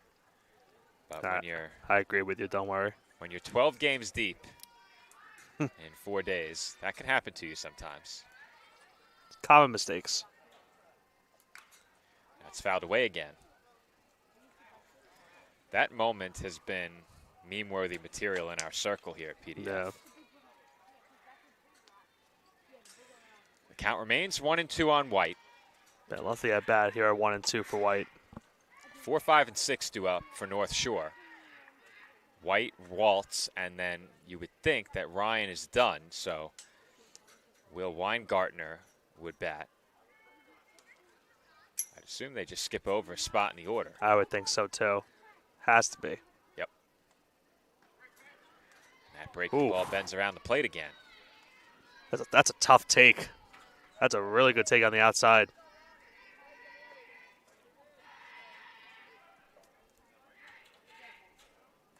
Comes the 2-2.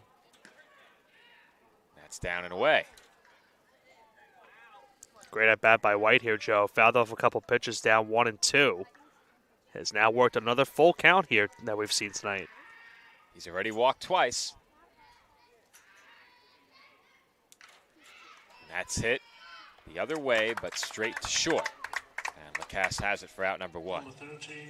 Very lengthy at bat, but Corbacero gets the better of him with that pop up to second. And now 1 away. At the very least, he made him work. And White's put together 3 very good at-bats tonight. Dylan Waltz now, the starting pitcher for North Shore in this game. So he tips that one foul. You could argue 2 better at-bats for him. He's singled twice. Yeah. That's been a lot of the offense for them. That one, and he is responsible for that 1 run that they have on the board. North Shore with 5 hits. Waltz has 2 of them, and as you said, Nick, he drove in the run. Pitched a great game as well. Yeah. That's taken up and away. I mentioned had a perfect game going into the 5th inning.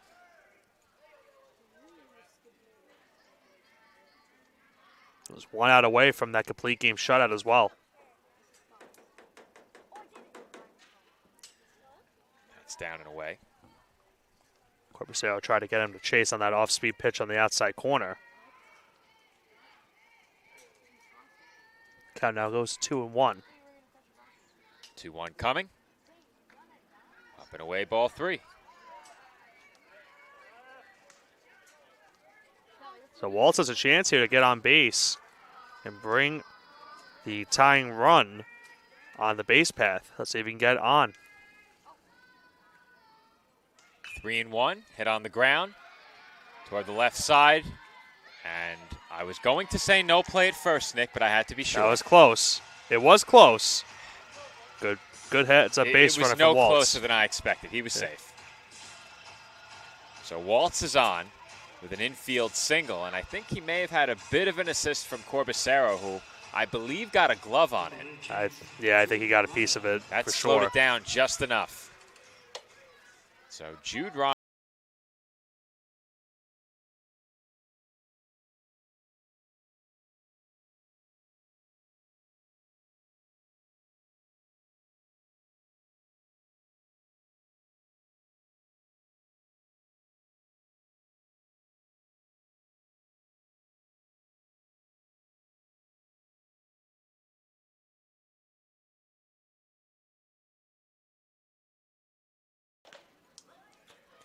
That's an knee-high breaking ball for a strike. Is Balloon going to jinx this upcoming at bat as well? I see it. Okay. It being the live chat. I'm always reading. Can't respond to everything, but we try.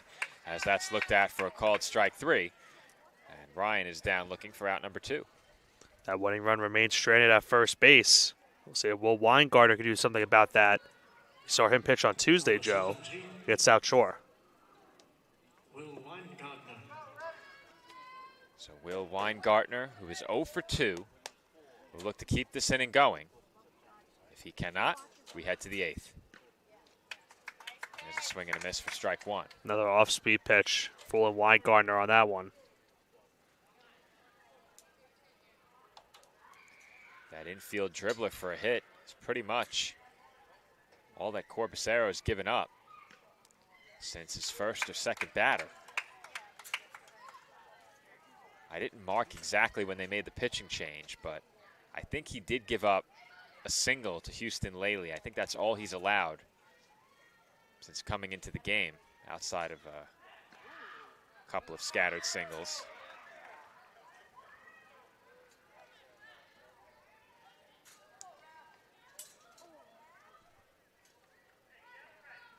Count 1-2 now. That swung on and missed. That ball skipped to the catcher. And that is a great throw from behind the plate to get the put out at first. A job well done by Chevy. And North Shore is turned aside in the 7th inning. We head to the 8th, still tied at 1. The Staten Island Ferry Hawks are proud to be a sponsor of this year's New York State Little League Championship because one championship organization deserves another. Come check out another amazing season with us at Staten Island University Hospital Community Ballpark with great ticket and group deals, theme nights, and fireworks displays. Good luck to all of our teams this week from your friends at the Staten Island Ferry Hawks. We'll see you at the game.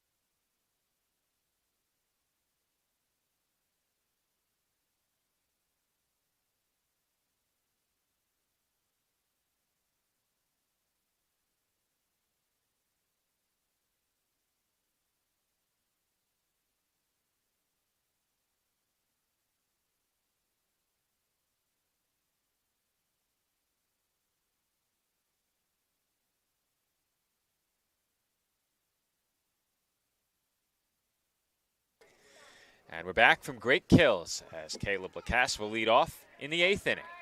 Runner on second. So with the start of the 8th, a runner is placed in scoring position, and with that, Lacasse will be walked. Yeah, I wasn't paying attention, Joe. I didn't even notice the ghost runner at second. Wasn't sure if that was a rule. Obviously, we grew up with that not being a rule. That was just recently brought into the MLB. The only sport we've covered between Little League, collegiate baseball, collegiate softball that places the runner on second is collegiate softball, and that begins in the 9th inning. But they play 7. Here, of course, they play 6. So they give it 1 extra inning of standard baseball, and then the runner gets placed on second. Let's see if EGC can get that runner home from second. Well, EGC making North Shore pay attention. So Lacasse got the free pass. This is John Herbst. Herbst is 0 for 2, and that's bounced foul.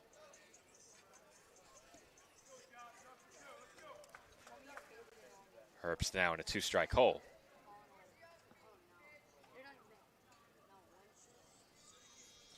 He is pitch on its way, and that's swung on and missed for strike 3.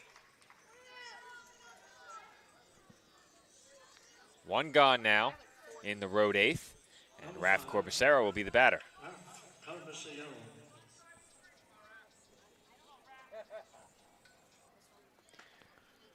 Corbacero 0 for 2, and now 1 for 3. As that will load the bases and potentially give EGC the lead. The ball was bobbled in center, and that made the difference as the throw home not only comes up a bit short, it allows both runners to advance an extra base. Yeah, Corbacero, Joe, has definitely left his impact on this game. He's been making some great pitches and has gotten a lot of strikeouts, and now right there, the big hit of the night so far, delivering the go-ahead run for EGC, gives them now a 2-1 lead. So the error right now makes that run unearned. That could change as the ball was bobbled. The throw home then allowed both runners to move up, and now Joey Chevy has a chance with 2 in scoring position.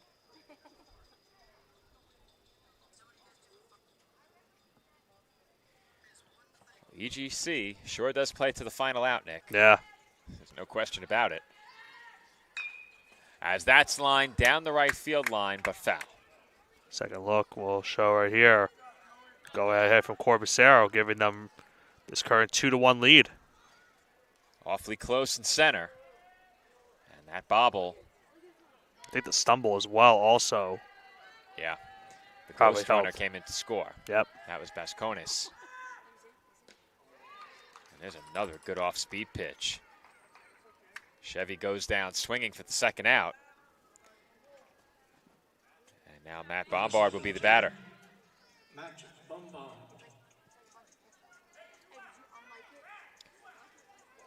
Bombard, 0 for 2, has reached on an error. With 1 swing, he can make this a 3-run game. And that's hit in foul territory, shallow right, and it falls between 2 North Shore fielders.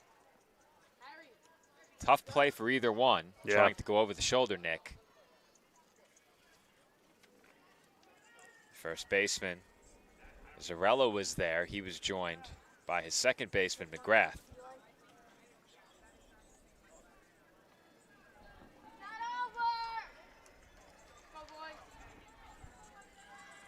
Count 0-1. Assuming the scoreboard in center is correct, if that's fouled away. Oh, I had 0-2. I If might as not, well it's just keep it 0-2 there. now.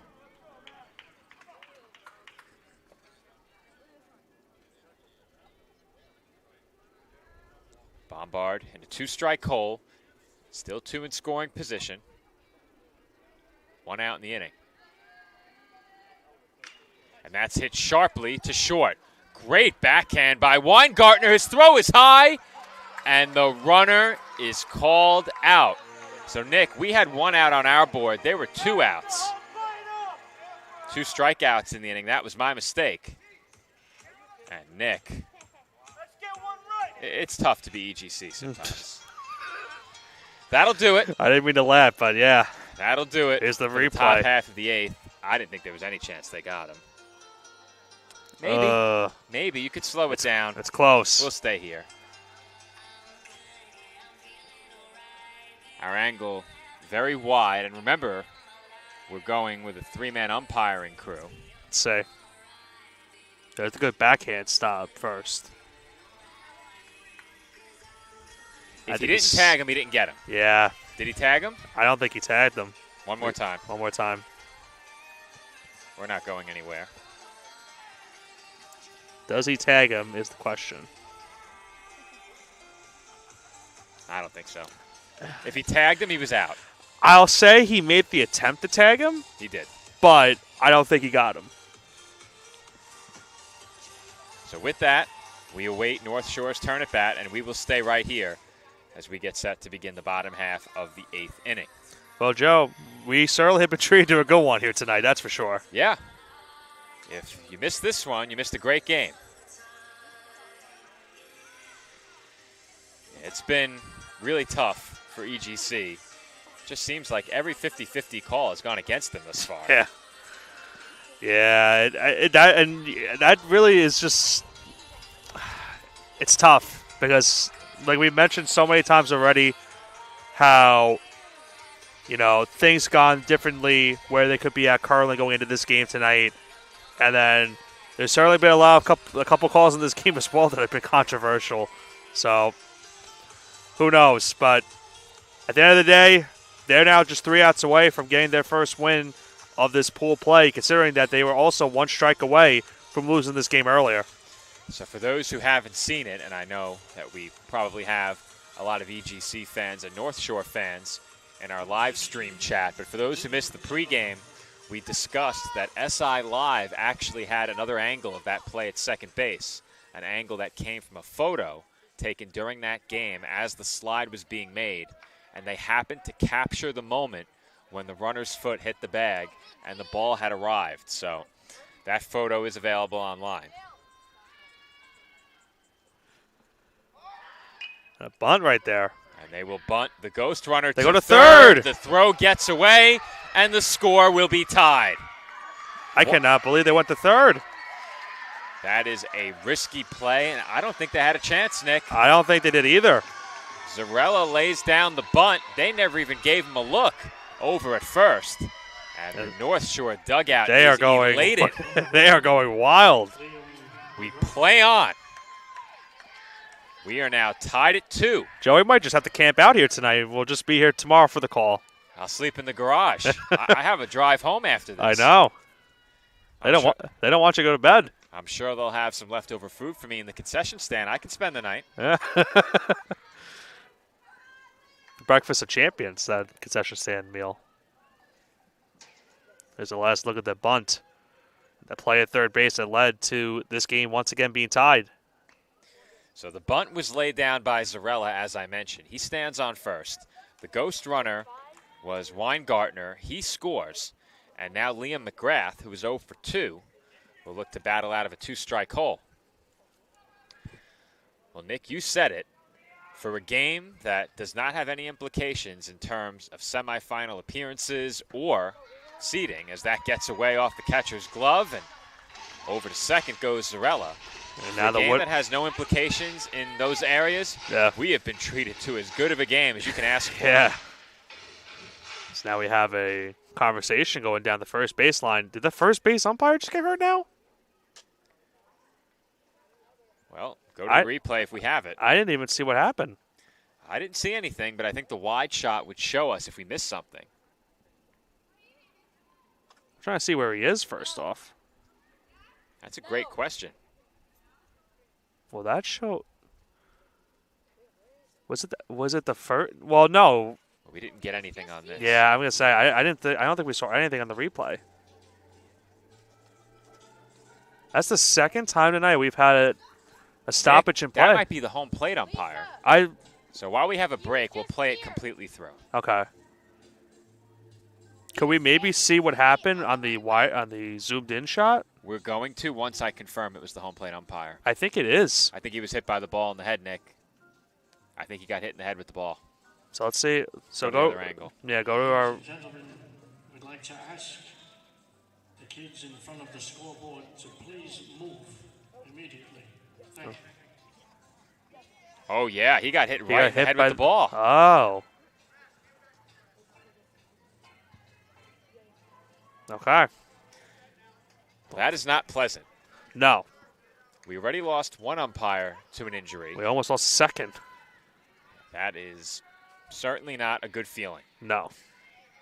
It's a 2-strike count, so the bunt is probably off of the table here. And North Shore will hope that Liam McGrath can put this in play. He has the count now even now, 2-2.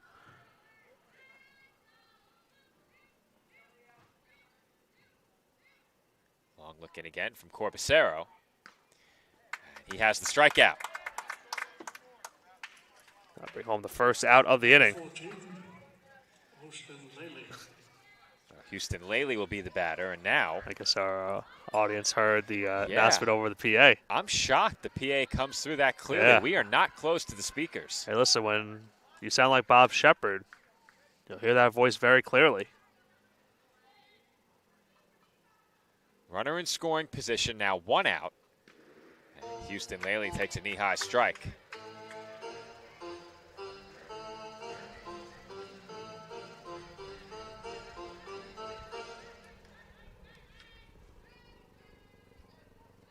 Comes the 0-1.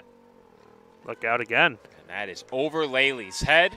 Over to third goes Zarella, and he represents the winning run. So that's going to force the EGC infield now, Joe, to move all the way in on any potential ground ball.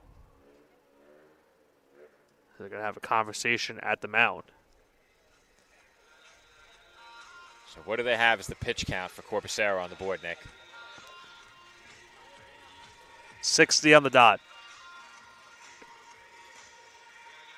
So he has 15 more to work with, and you have to think that he will utilize all of those. EGC obviously talking defense in this spot. And if there was ever a time that Corbacero could use another strikeout, it's right here. Yeah, he currently has a 1-1 count. Still just 1 out in the inning. Balloon still a firm believer in destiny.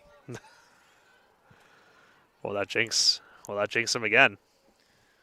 Well, the way the week has gone, to lose a third one-run game would be really disappointing. EGC brings the infield in. Count now 2-1.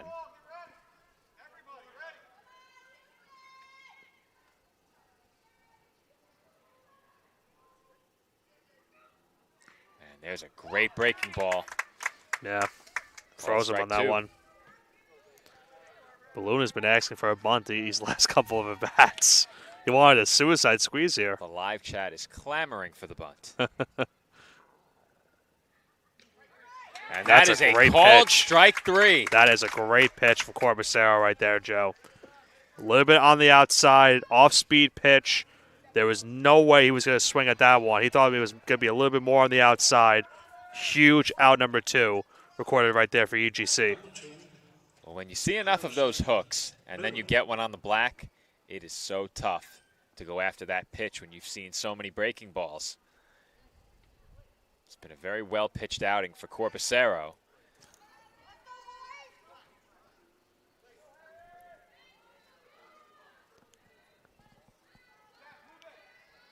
Balloon has declared himself the live chat.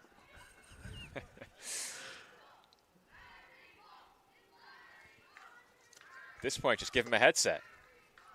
Maybe. I'm sure we can find an extra one. Bring him in from home. Live Or via her, satellite. We don't know. We don't Live know. via satellite. That's bunted foul. Well, he almost got his wish there, Joe. They were going for the bunt right there with 2 outs. He was clamoring for the safety squeeze. Yeah, there. they were going for it right there. Does he have a line of communication to the dugout? Maybe. The wind's starting to intensify here also. Count 0-1 on Harrison Miller. Look out. And that's off the backstop. And There's simply no way you're scoring from third here. Yeah. No need to move.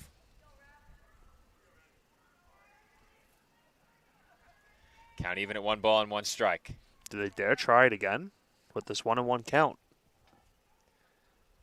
If you're trying to bunt to begin the at-bat, maybe you lose the element of surprise. That's a routine fly ball. And the catch is made by Vasconis in center field. And Nick, we're headed to the 9th. We're going right to the 9th inning. Score tied at 2.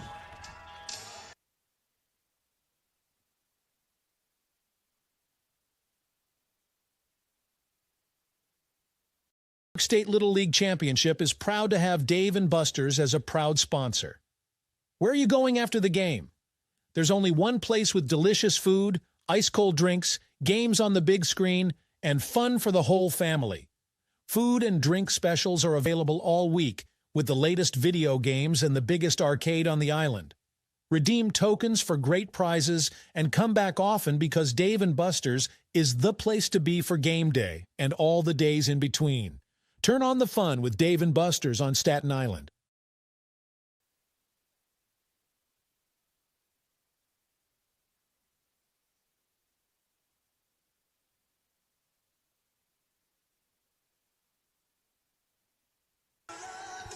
And we are back from Great Kills, where Nick and I are getting delirious at the commentary desk. The breaks are getting more and more lighthearted as the night carries on.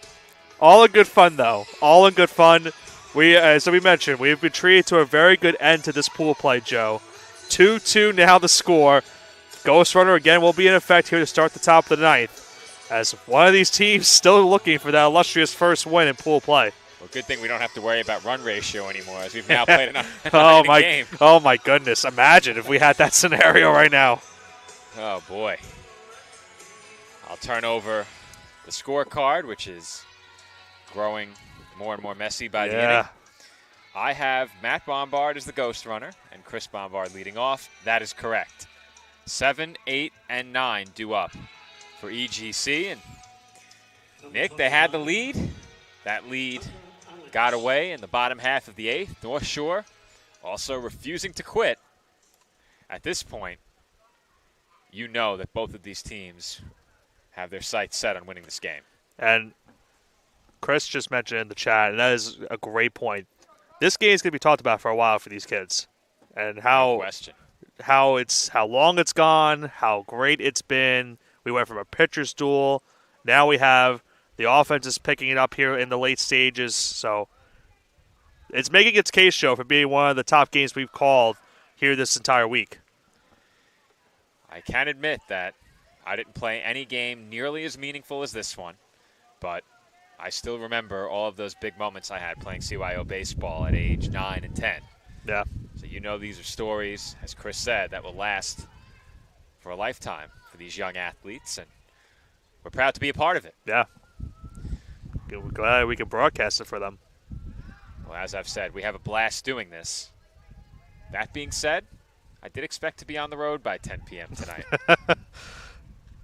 Don't worry, we'll talk to someone to set up a shop for you in the shed for you to sleep the evening tonight.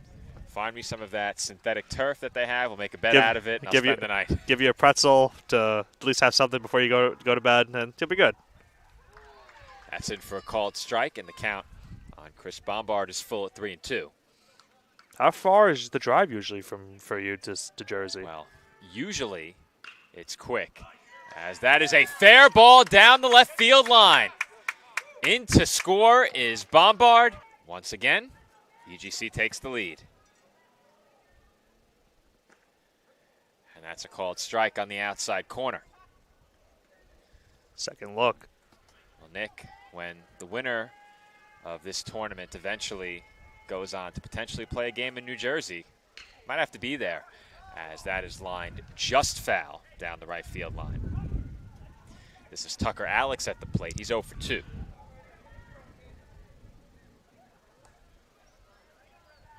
But as you were asking me before, my drive is normally from here about maybe 30 minutes.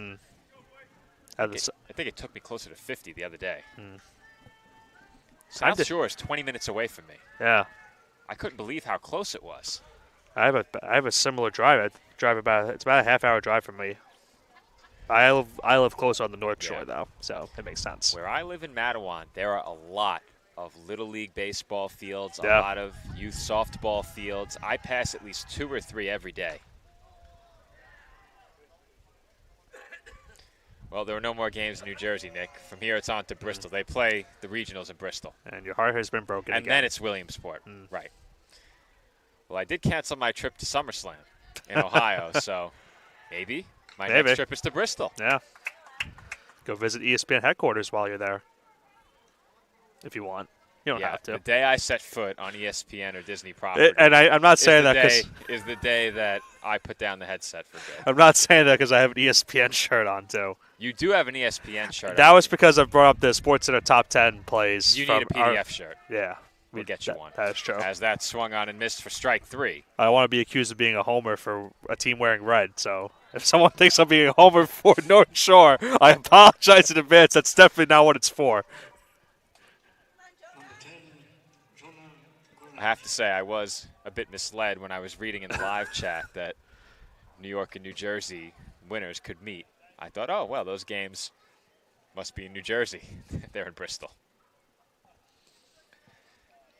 That pitch was fouled back. Not the worst try to get to Bristol. The 6th inning hero, Blake Murphy at the plate. That feels like a long time ago. It does feel like ages Right? ago. It really does. For sure, as our longest game of this entire tournament. That's not saying much, though. It's true. That pitch misses outside, and the count's 1-2.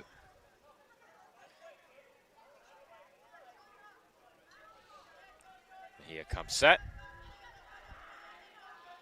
And the 1-2 is to the backstop. Runner is going, and that ball came to rest right at the base of that padding, which allows Alex to move up to second. So I had Alex down. Is my scorecard messed up again, Nick? Most likely. What have I done? I don't know. I might have to ditch the scorecard. I think your scorecard's delirious at this rate. This scorecard is built for 7. That's off the inside corner for ball 4. So I'll make it first and second, still 1 out in the inning. Now Jack Pierce, the batter. I made a mistake somewhere, Nick, which means I probably didn't score another play. I did not score a play. This is Jack Pierce at the plate. And he's showing bunt. Gwinnett just drew the walk. I'm going to have to go back. I don't know what at bat I missed. All this talk of driving and stuff is just erased some memory for you, I guess. I was fairly certain I didn't miss anything, Nick, but clearly I did. So with Pierce at the plate, there were 2 runners on, 1 out in the inning. And I have the strikeout scored, so I am not sure what I did. Could not even tell you. And Pierce is down on strikes for out number 2. Bring up RJ Viola now with 2 outs in the inning. If he can get on, be back to the top of the lineup. Viola 0 for 2 in this game. And he took a big cut at that first pitch. And you know he would like to get a hit here, Joe. We saw now North Shore tie it in the previous inning after EGC took the lead. Another run here would be crucial. It would force North Shore to get 2 runs in that next inning.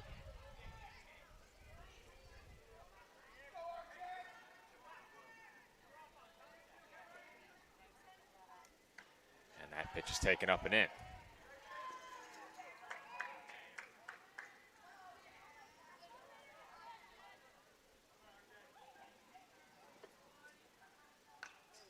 That's fouled back. So 2 on, 2 outs, 2-2 count.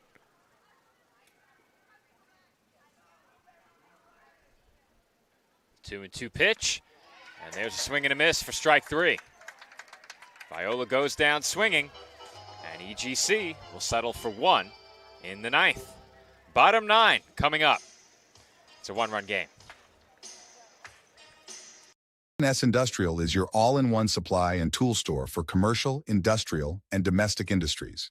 A leader in HVAC supply stores, K&S provides various building and maintenance supplies for office buildings, industrial plants, schools, homes, and more. We also specialize in getting our customers hard-to-find items. If you're looking for HVAC supply stores that also offer anything else you might need, look no further than K&S Industrial. If they make it, we'll get it. K&S Industrial.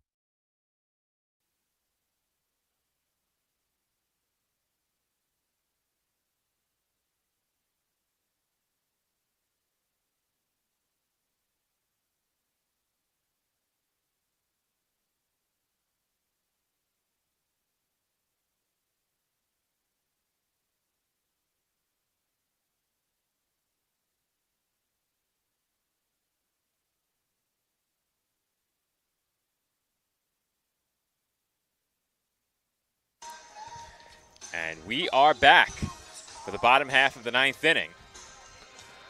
And I did make a mistake in the previous half inning. It was Tucker Alex who delivered the go-ahead hit, scoring Matt Bombard from second base. And with that, the score becomes 3-2.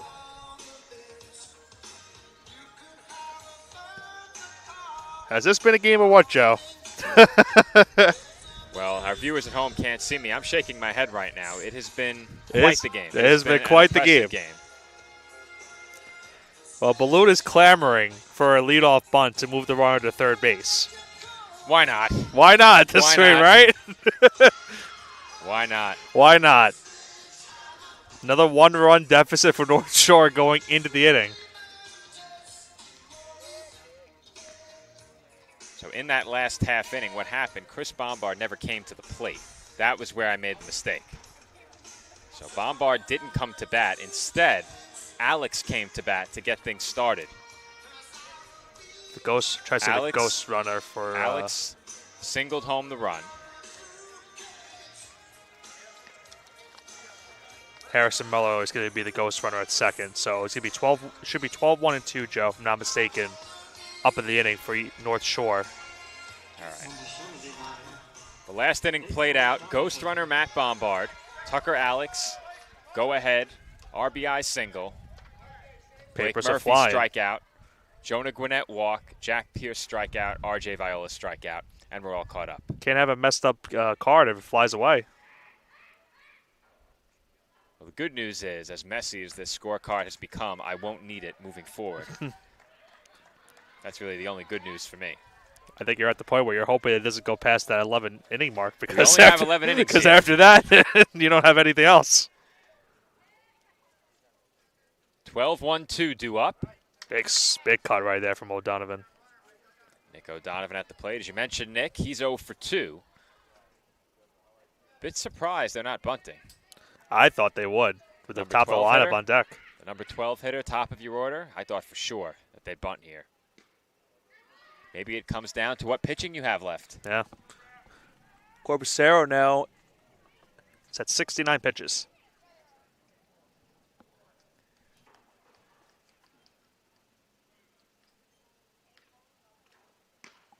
And there's a swing and a miss. And think how crazy that is too, Joe. Corbusero coming out of relief, has thrown 70 pitches in this game.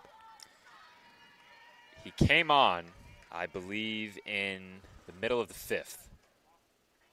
I did not mark exactly when that pitching change took place. I should probably start doing that. And he got him again. Called strike 3. Got an inside pitch. Huge out number 1. Once again, EGC, 2 outs away. Ben McNally, the batter. Huge is no overstatement. But now, Corbusero will have the top of the order to deal with.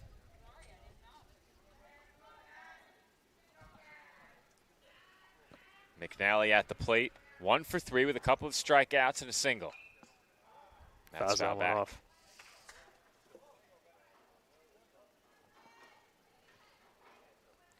Behind McNally, Mejia, and McCarron. Much of the damage in this game for North Shore has come from the top half of the lineup. Dylan Waltz is 3 for 3 with 3 singles. That leads the way as that swung on and missed. Despite throwing over 70 pitches, Corbusero seems like he's just came into the game. He's still dealing. He's been really tough to hit tonight.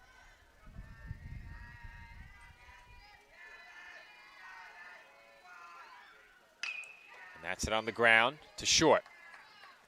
And the cast throws over to first in time. And there are 2 away. Well, we've seen this scenario again. Runner on third, 2 outs. And it's up to Mejia to bring home that tying run. So Mejia comes to the plate, having gotten in quite a bit of work on the bump, and now has a chance to prolong this game further with another game-tying hit. He's throwing 52 pitches out of relief. And that's it on the ground to second, and it eats up the second baseman and rolls into left field. What bounce was that? Viola was there. He moved from short to second earlier in the night. And with a chance to put this game away, North Shore stays alive. And Nick, you said it. What was that? Joe, what's going on? Did somebody call Buffalo Wild Wings? They called David Buster's maybe. I don't know. The sprinkler popped out of the turf. My goodness. We're tied again. Boy, oh boy. I can't give that a hit, Nick? I give that a hit. How can you fault them? That took a weird bounce. It did. It did. I'll show on the zoomed in on our pitcher batter cam. Yeah, let's get a look. We had a good view of it. How can you fault him in that spot? He's in position, too. I'm giving that an error, Nick. All right. I'm giving that an error. That hop wasn't too bad. It looked worse because of the way it hit off his glove. It looked like the ball may have skipped high and over him, but it looked like it skipped right up to glove level. Game of the year. Yeah, being Nick, played here at Great Kills. Viola's had a tremendous game defensively, but I'm scoring that an E4. I think you jinxed him now. I mean, he made 2 or 3 good plays after I highlighted his performance. Yeah. I guess you could say he was due. Yeah. He had such a good night. You spoke it into existence too early on. I did no such thing. Who knows? Logan McCarron, the batter, and we play on. And we're one out away from traditional extra innings. Yeah, that's true. I don't think we've ever seen that in our own calling collegiate games either. These infields have made for quite the adventure. And very quickly, this is becoming an all-time broadcast for us on PDF. We're approaching that 3-hour mark. I've done a lot of games, both with PDF and outside of PDF. As for my time with PDF, this is very quickly rising up there with one of the most epic calls we've had. And McCarron works a 4-pitch walk, so the winning run now is in scoring position. So Aiden White, Joe, been very productive at the plate today. He's worked a couple walks. Can win it right here. Number 12, Aiden White. Aiden White will come up now. White has reached in 2 of his 3 at-bats.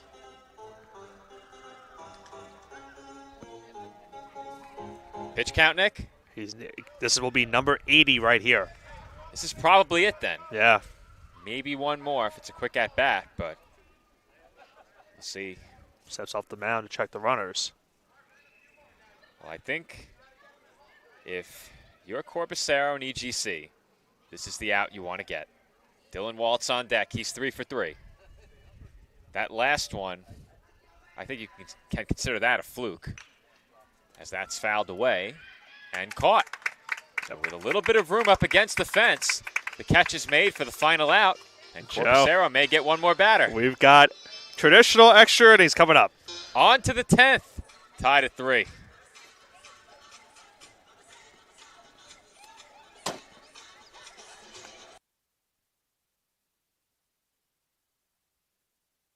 Attention, local businesses and professionals. Isn't it time to elevate your game? Now you can advertise your business or product on PDF Sports Network. Your ad will appear on all of our broadcasts, including this one. Don't have a commercial? We'll make one for you, absolutely free. What better way to showcase your product and brand while supporting the best local sports, teams, and leagues? Call now at 732-723-8189 or visit us at pdfsportsnet.com.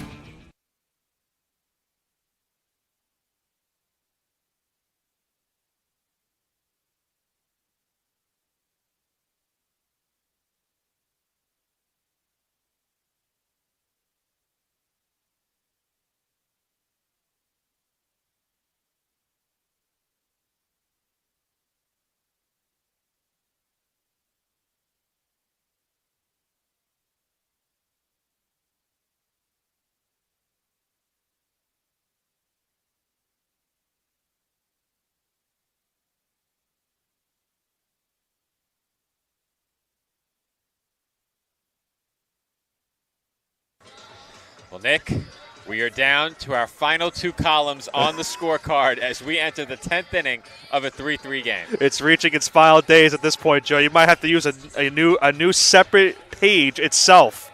That one you were probably trying to save for the two games tomorrow. What a game we have had here tonight to end this pool play. We are now in traditional extra innings here at the top of the 10th, still now tied at 3-3. I think we're in all-time classic territory now. I think we are certainly in that. Nobody wants to lose this game. As for us and those who have stuck with us, we are all winners getting to take it in. Think they got any beds in the shed over there or the tent? Probably by the deck. Any bets? Any beds? Oh, I thought you said bets. I'm like, we don't do that here. No, any beds? I don't know. We might need one. I'm watching my sleep time slowly dwindle. Get your head out of the gutter. What'd you think I was saying? Bets? I was definitely not saying that. As that's down in center field for a base hit. And just like that, EGC has runners on the corners. The delirium is certainly kicking in right now, Joe. That was Parker Vasconis with the base hit. So a leadoff single to start off the 10th. Gives EGC first and third, nobody out. The ghost runner was RJ Viola. He now stands at third. Skulls went first pitch swinging to start off that bat as well. Caleb Lacasse, the batter. For Mejia, he's at 53 pitches here in the inning.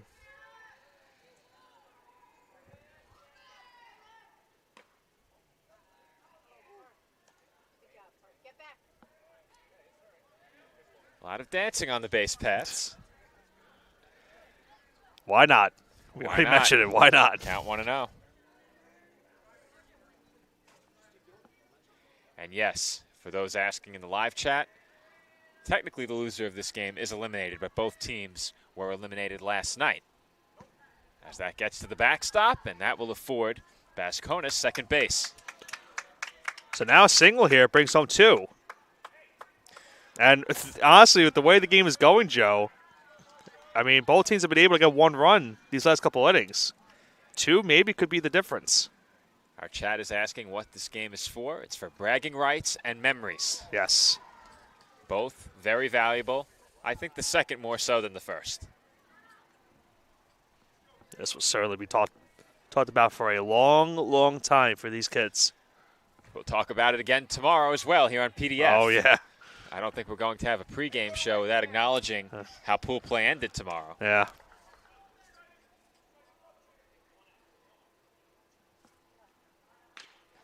That's chopped on the infield. Only play is... And Joe, they got a rundown. Oh, boy. And I There's thought no for play. sure a run would score and that the only play was to first. However, the runner on third, Vasconis, or I should say Viola, didn't try and score. What an unusual play, Nick. I took for granted that the run was going to score from third and thought certainly the only play was to first. And then Viola and Vasconis ended up within 2 steps of third base. Well, and what has been an unusual game, does that really surprise you at this rate? No. So Lacasse reaches on a fielder's choice. Quick look at that last rundown. The bases are loaded. And now John Herbst is the batter. Good play by Weingartner. And that's off the second base bag on a fly. It lands in center field. And with that, EGC has taken the lead back. It's 4-3. EGC will take it no matter what it takes to get this lead.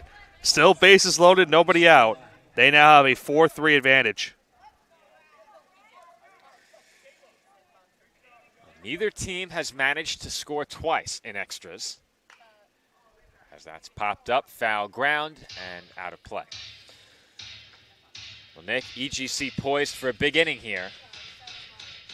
The bases loaded, nobody out. Herbst delivers the RBI single, and now Raf Corbacero, who is in line to win, has a chance to add a bit more. I mentioned earlier on, he had a home run in the Derby. I mean, he can make a big impact with one swing.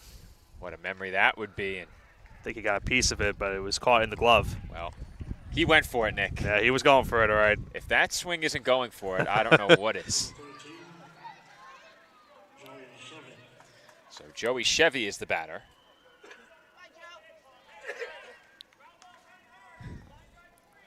That's a great point, Balloon. That is a great point in the live chat.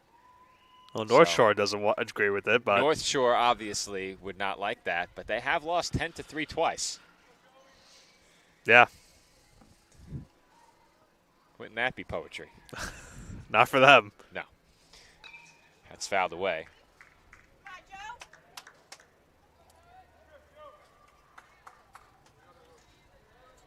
Huge out here to get from Mejia. If he can work his way out of this, allowing just a run, that is a masterful job of working your way out of danger. Yeah, and you'll have that tying run and scoring position already to start the next inning. Now, if you didn't see there, Joe, Chevy was not didn't seem as if he was ready in the plate for the pitch, and the pitch was already thrown, so he had to quickly swing. Here comes the backstop. Here comes the runner. And a good decisive play on the bases by Bescones. Sees him score the 5th run for EGC. Yeah, Bescones with great heads-up base running on that play right there. And now it's a 2-run lead for EGC. They needed that one desperately. Okay, they get some more right here. If you aren't decisive there, you don't have a chance. That's it high in the air. Right field line, foul ball. Just went foul on that one. Great job following that one, Nick. Try my best.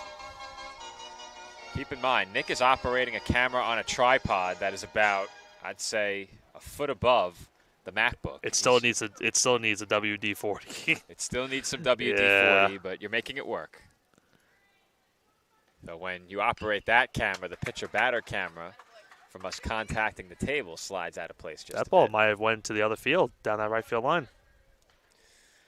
There's nobody there at this hour, Nick. Yeah. A lot of loyal supporters still here alongside us and throughout Great Kills Little League Complex. Count now full 3-2 with 2 in scoring position and 1 out. First base is open. And there's a big strikeout for Mejia. So now 2 gone in the inning for that huge strikeout. A quality at-bat for Chevy ends in a strikeout. And Matt Bombard will be the batter.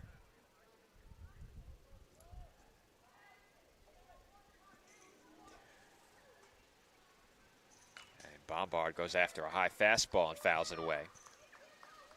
Well, you know Bombard would love a base hit right here. That base hit would surely bring home 2 runs and give East Greenbush-Castleton a 4-run lead. We've seen so much to this game, Joe. And all these teams today that now I'm missing up.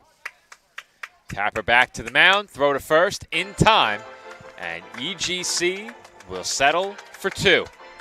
We find out after this break if that will be enough. East Greenbush in front of North Shore, 5-3.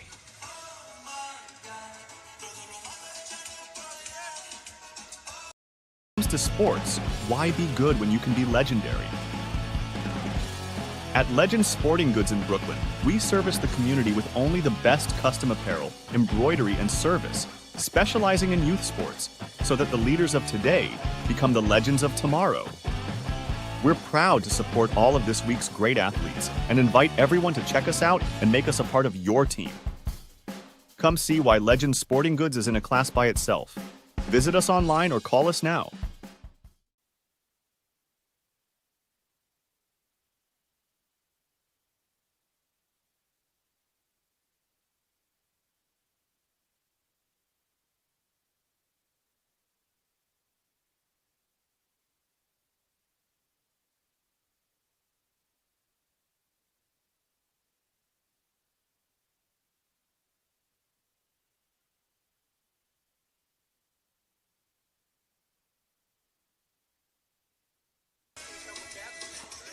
And we are back, where unfortunately our viewers at home will not be spared from the music selection any longer. I tried my best, Balloon. That's all I'm going to say. Nick had the same exact reaction to the music selection, but there it is again. It's still going. I was about to say now it's over. I thought it was over too, and then it just started blaring. Folks, can you tell we're delirious or no? Just a bit.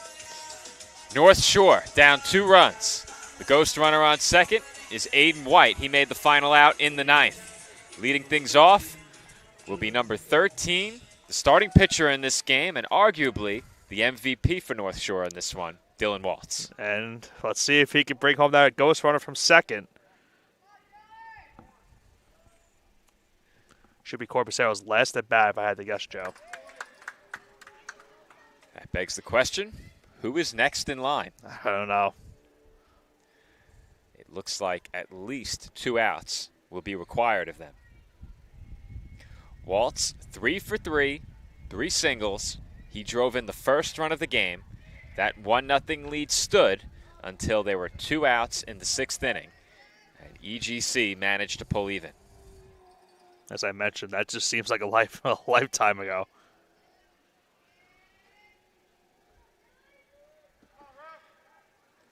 Question continues to come up now is our viewer base has actually grown quite a bit from where we started, with this game now being in the 10th inning. You might think the opposite, but the audience at home a little bit more intrigued. This game does not have any implications on the semifinals tomorrow. Both of these teams have been eliminated. As I said before, playing for pride, bragging rights, and the memory of having won a 10-plus inning marathon. EGC hoping for a 10-inning marathon. We'll sure try and bring it to the 11th and keep that scorecard North Shore going. could walk it off. They could walk it off. They could walk it off. But if the score holds, EGC hoping for 10 innings. For those who don't know, the teams in the semifinals are South Shore, Auburn, Harrison, and Massapequa Coast.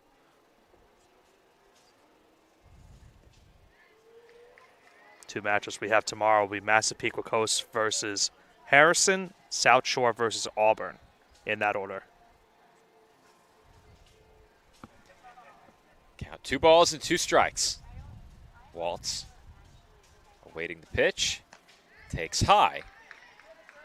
And with a walk here, Nick, he reaches 4 times in 4 at-bats. And he would bring the go-ahead run to the plate, or the winning run, I should say, to the plate, if he can do so.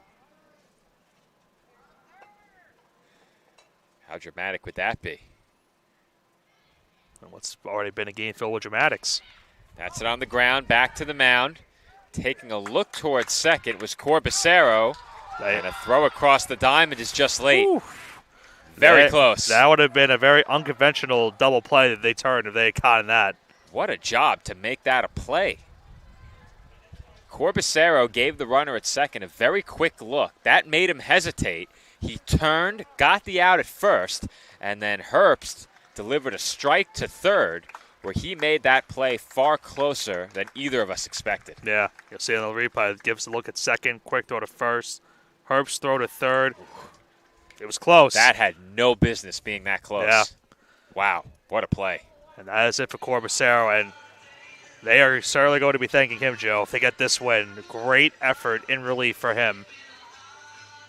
We'll try to see who the new pitcher is for EGC. I believe that's Blake Murphy.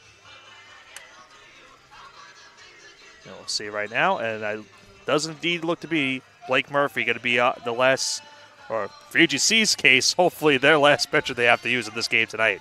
They certainly hope so, and wouldn't it be fitting if Murphy can help them get the final 2 outs here? He's the reason that this game moved past the 6th inning.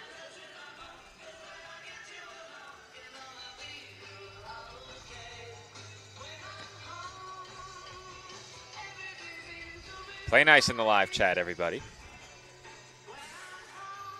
It's all about fun at these days. When the action resumes, the first batter that Murphy will face is going to be Jude Ryan, who, if you recall, earlier in the game, tweaked his wrist, making what was almost a great diving catch. That came back in the 5th inning. That was more than half a game ago, Nick. Just about. I know. Just about. We have literally played very much 2 full games in this one game here. Corbacero gives way to Murphy following what was a tremendous outing for him. Like I said, I didn't mark on the scorecard exactly where he came in, but if he came in where I think he did, I'm trying to tally his strikeouts. I have him with 1, 2, 3, 4, 5, 6, 7, 8, 9 in about 5 innings of work. 9 in innings relief is incredible. Give him 6 innings, actually, close to 6. I think I have him accurately at about 4 2/3. I think that's where I have him. Well, here comes Jude Ryan. His first pitch high for a ball on the outside, 1-0. Ryan 0 for 3. Looking to keep this game going with 1 out as that's dribbled to first. The runner heading home takes a big chance and scores. Well, they got the run, but that could have been another unconventional double play. Well, with a throw going to first on the previous ball hit back to the mound, you don't expect there to be a close play at third. I could see why you'd go there. That is a big chance that he just took. Yep. Aiden White trying to score, but it works, and it's now a 5-4 ball game. Short now down to the final out. And this game is not over yet. My goodness. Will Weingartner grounds a base hit through the left side, and the tying run is on base. Yep. Weingartner gets on. Sorella now is the winning run at the plate. Can he have some late inning heroics? Something into the gap, Joe. You got to believe Weingartner's going to be going the whole way. A gapper would be exactly what the doctor ordered for North Shore. EGC hoping for one more out of Blake Murphy. There goes the runner. The runner is going, and the throw arrives on a hop, but is not handled cleanly. Aggressive base running by Weingartner moves into scoring position. Yeah, Weingartner now moves into scoring position, Joe, and has the potential to tie the game now for Sorella with a single. Does not have to get something into the gap.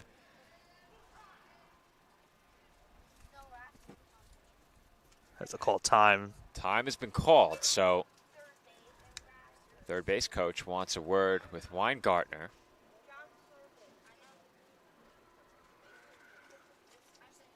And that conversation is going to be broken up here. It's a lengthy discussion. Look at that last play that brought home the 4th run for North Shore. How just close it was. I don't think that was as close as the play at third. I agree. The play at third was much closer. I agree. And I think that attempt to go was riskier than the attempt to go to third. But it pays off. The tying run stands in scoring position. 2 outs. And a line drive is off the glove of the shortstop, Lacasse. His throw is wide, and the game is tied again. What is going on? The never-ending pool play finale continues. I cannot believe what's happening right now. Incredible. Absolutely incredible. What is going on? That ball was hit hard, but Lacasse had it. And after the initial bobble, he had to rush the throw, which sailed wide and into the fence. And, Nick, we are now tied at 5. Oh, my goodness. Get that scorecard ready, Joe. You might need a new paper. I have 1 inning of space left, Nick. Yeah, you're in trouble. You are in trouble. Absolutely incredible.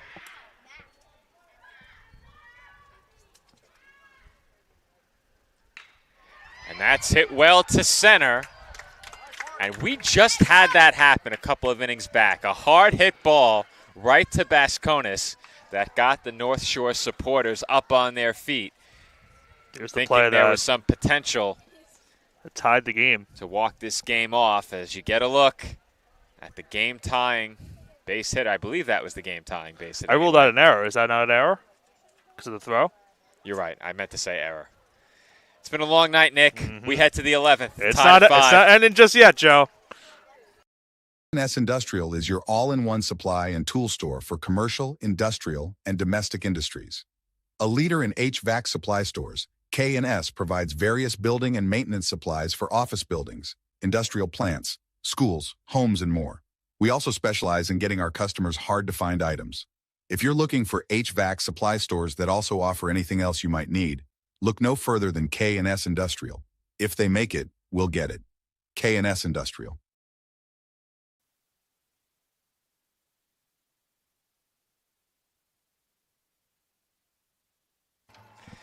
We're still here. It's the 11th inning, and we're tied at 5. Everyone's still awake?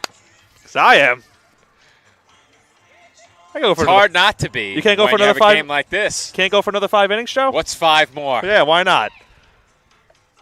What a game. North Shore down to their final out with the bases empty, trailing by a run. They get a single. Weingartner singles. Steals second base. Steals second. E6. Yep. Tie game. Incredible.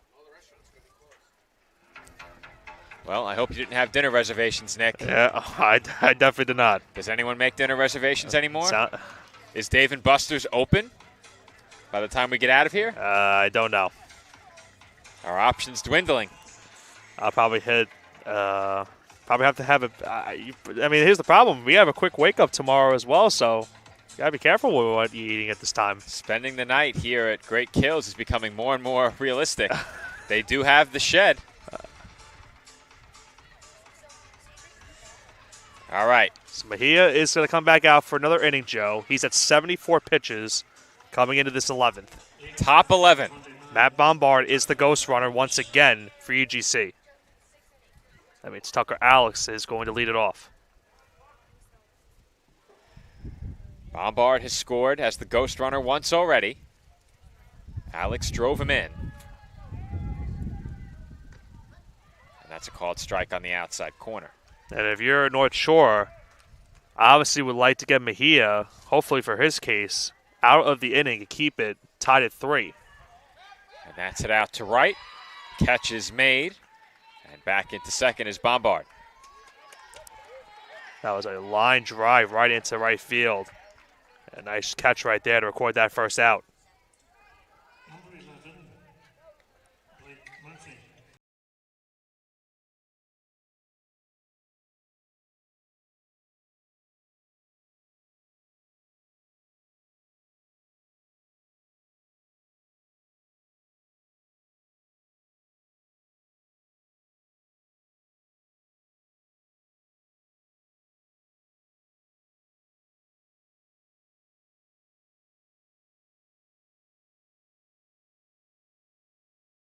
There, Joe. If there was ever a time, it's on 2-0.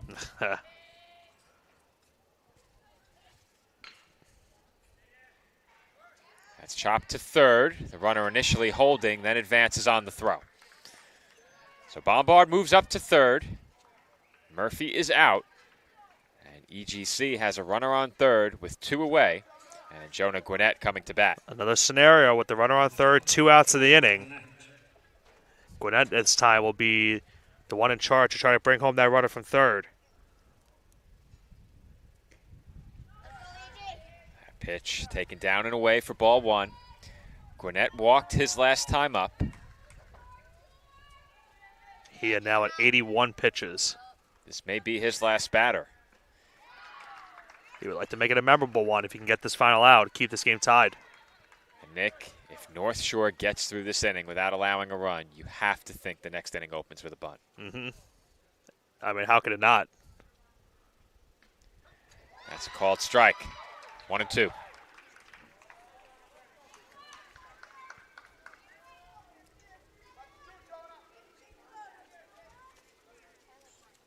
comes the 1-2 pitch. That misses low and away. So this will be pitch number 85 here, Joe, coming up. This will be the final batter for yet another reliever in Renner Mejia, who came in mid-game, at this point, mid-game, and pitched a phenomenal ballgame. Yeah. He's pitched basically a full game in relief. Both him and Corbacero. Both he and Corbacero, that's right.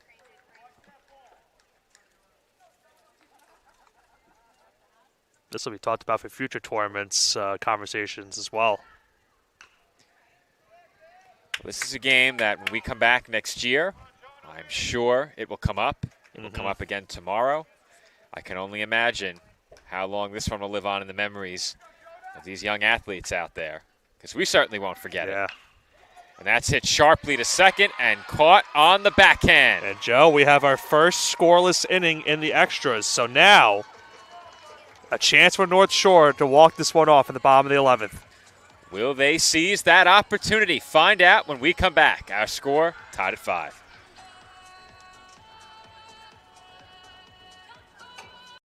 Awards and Trophy Center is proud to sponsor this week's New York State Little League Championship.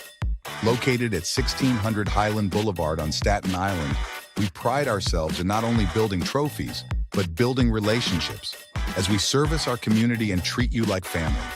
Your event and its achievements deserve the best. That's why Country Awards and Trophy Center is ready to work with all of our clients to make your event a memorable one, with awards, trophies, and gifts that make a lasting impression. Come see why we love our customers and they love us. Visit us today.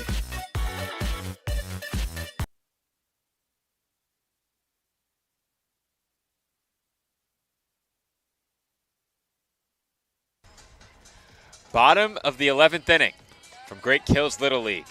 It is 10:53 Eastern Time. Our game tomorrow morning is scheduled for 10 a.m. Oh, boy.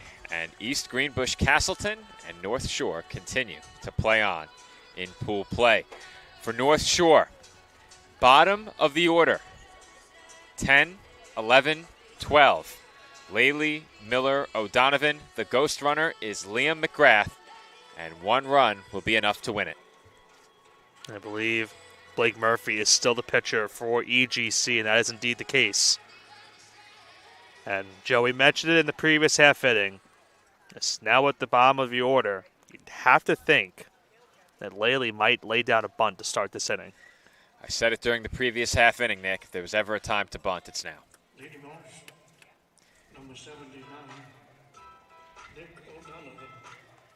So, I messed up somewhere, Nick. They have Nick O'Donovan leading off, unless I made or misheard of public address, and PA made a mistake. All right. Everyone's in delirium right now. I was about to say, I know I'm not 2 batters off. Poor person who's mimicking Bob Shepard. It happens. Yeah, it does happen. And Nick, they've intentionally walked Laley. Yep. Harrison Miller, the batter. Here comes the bunt jump. I can see it.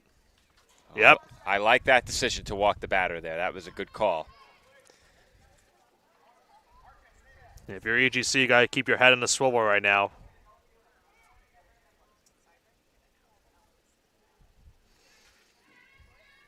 Count 0-1. That pitch missed way upstairs. Over at second, McGrath was halfway to third base. Intentionally walked the 10th batter in the lineup, bringing the 11th hitter, Harrison Miller, up. His count now currently 1-1. That's another bunt. And the ball sails over his head.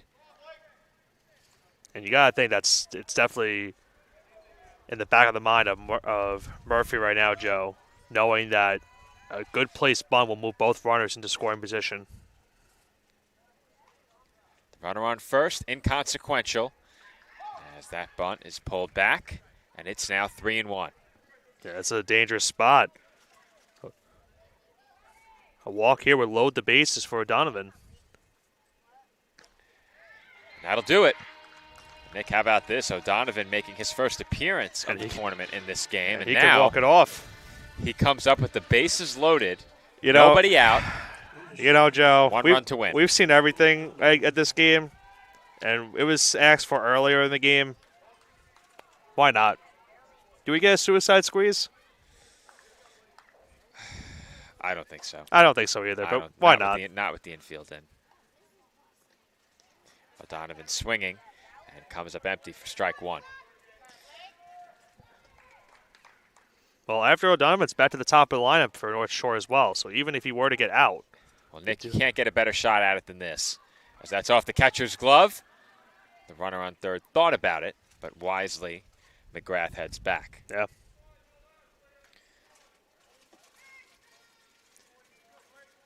If somehow East Greenbush-Castleton is able to get out of this, it would be an all-time escape.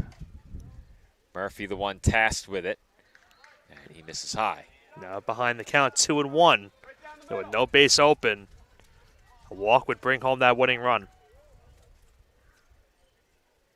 It's 2-1, and Murphy needs a strike desperately here. And he hit him, Joe! And that's how the game's going to end. And a hit by pitch will end what will go down as an all-time finish. I mean, why wouldn't it end with a hit by a pitch? An all-time finish to pool play, Nick, in a game that meant nothing in terms of seeding or a semifinal appearance. These two teams gave us absolutely everything they have and put on a show, as a hit by pitch is what will bring this game to a conclusion, 6-5. I've tried to make the words for it, Joe, but it's tough. I mean, I will say this. Great game by these two teams. Obviously, knowing that they didn't have much to play for. They were both 0-2. You want to get your first win at least and end it with a high note. Not only do they get this type of a game, but this will be a game they talk about for years and decades to come. An absolute, I don't even know what the right adjective is for it. Just so many, roller coaster ride, I guess is the best way to term it. Up and down, everything went one way, everything went the other way. And North Shore comes out with a 6-5 win, and you have to feel bad for EGC, Joe. All three of their losses now in pool play by 1 run each. They lose, so they'll finish this tournament 0-3. And Nick, that was simply an incredible game. I think that's the adjective we used to describe it. Obviously, on the side of EGC, it is a heartbreaking way to lose. Just as easily, they could have gone 3-0, but they do finish 0-3 in pool play. As for North Shore, you have to feel good for them as well. They battled back time and time again. They did have the lead in the 6th inning. EGC got out in front a couple of times by as many as 2 runs in extra innings, and with 2 outs and the bases empty, North Shore managed to manufacture the game-tying run. As I said, these kids gave us everything they had. They put on a show, and with that, 3 days of pool play, 4 days of coverage comes to an end ahead of the semifinal coverage, which begins tomorrow. Yeah, and we have a great semifinals. It's going to be tough to top this one, Joe, the game we just had. But 2 semifinal matchups, starting with Harrison and Massapequa Coast at 10 a.m., and then followed by South Shore and Auburn at 1. So we thank everyone who has tuned in to our pool play coverage all week once again. And I offered this message in the 6th inning, Nick, of a 1-run game. Little did I know, but once again, if our viewers supporting North Shore and EGC are still with us, thank you for remaining with us all week long and through the 11 o'clock hour here on the final day of pool play. Once again, our final score, North Shore 6, East Greenbush-Castleton 5. And for all of us here at PDF, my name is Joe Foreman. My broadcast partner tonight is Nick Bavona. We're right back with you tomorrow morning to be joined by Aaron Cohen on the call. First game in the semifinal of the 2024 New York State Little League Baseball Championship gets underway at 10 a.m. Massapequa Coast takes on Harrison. Be sure to tune in for that.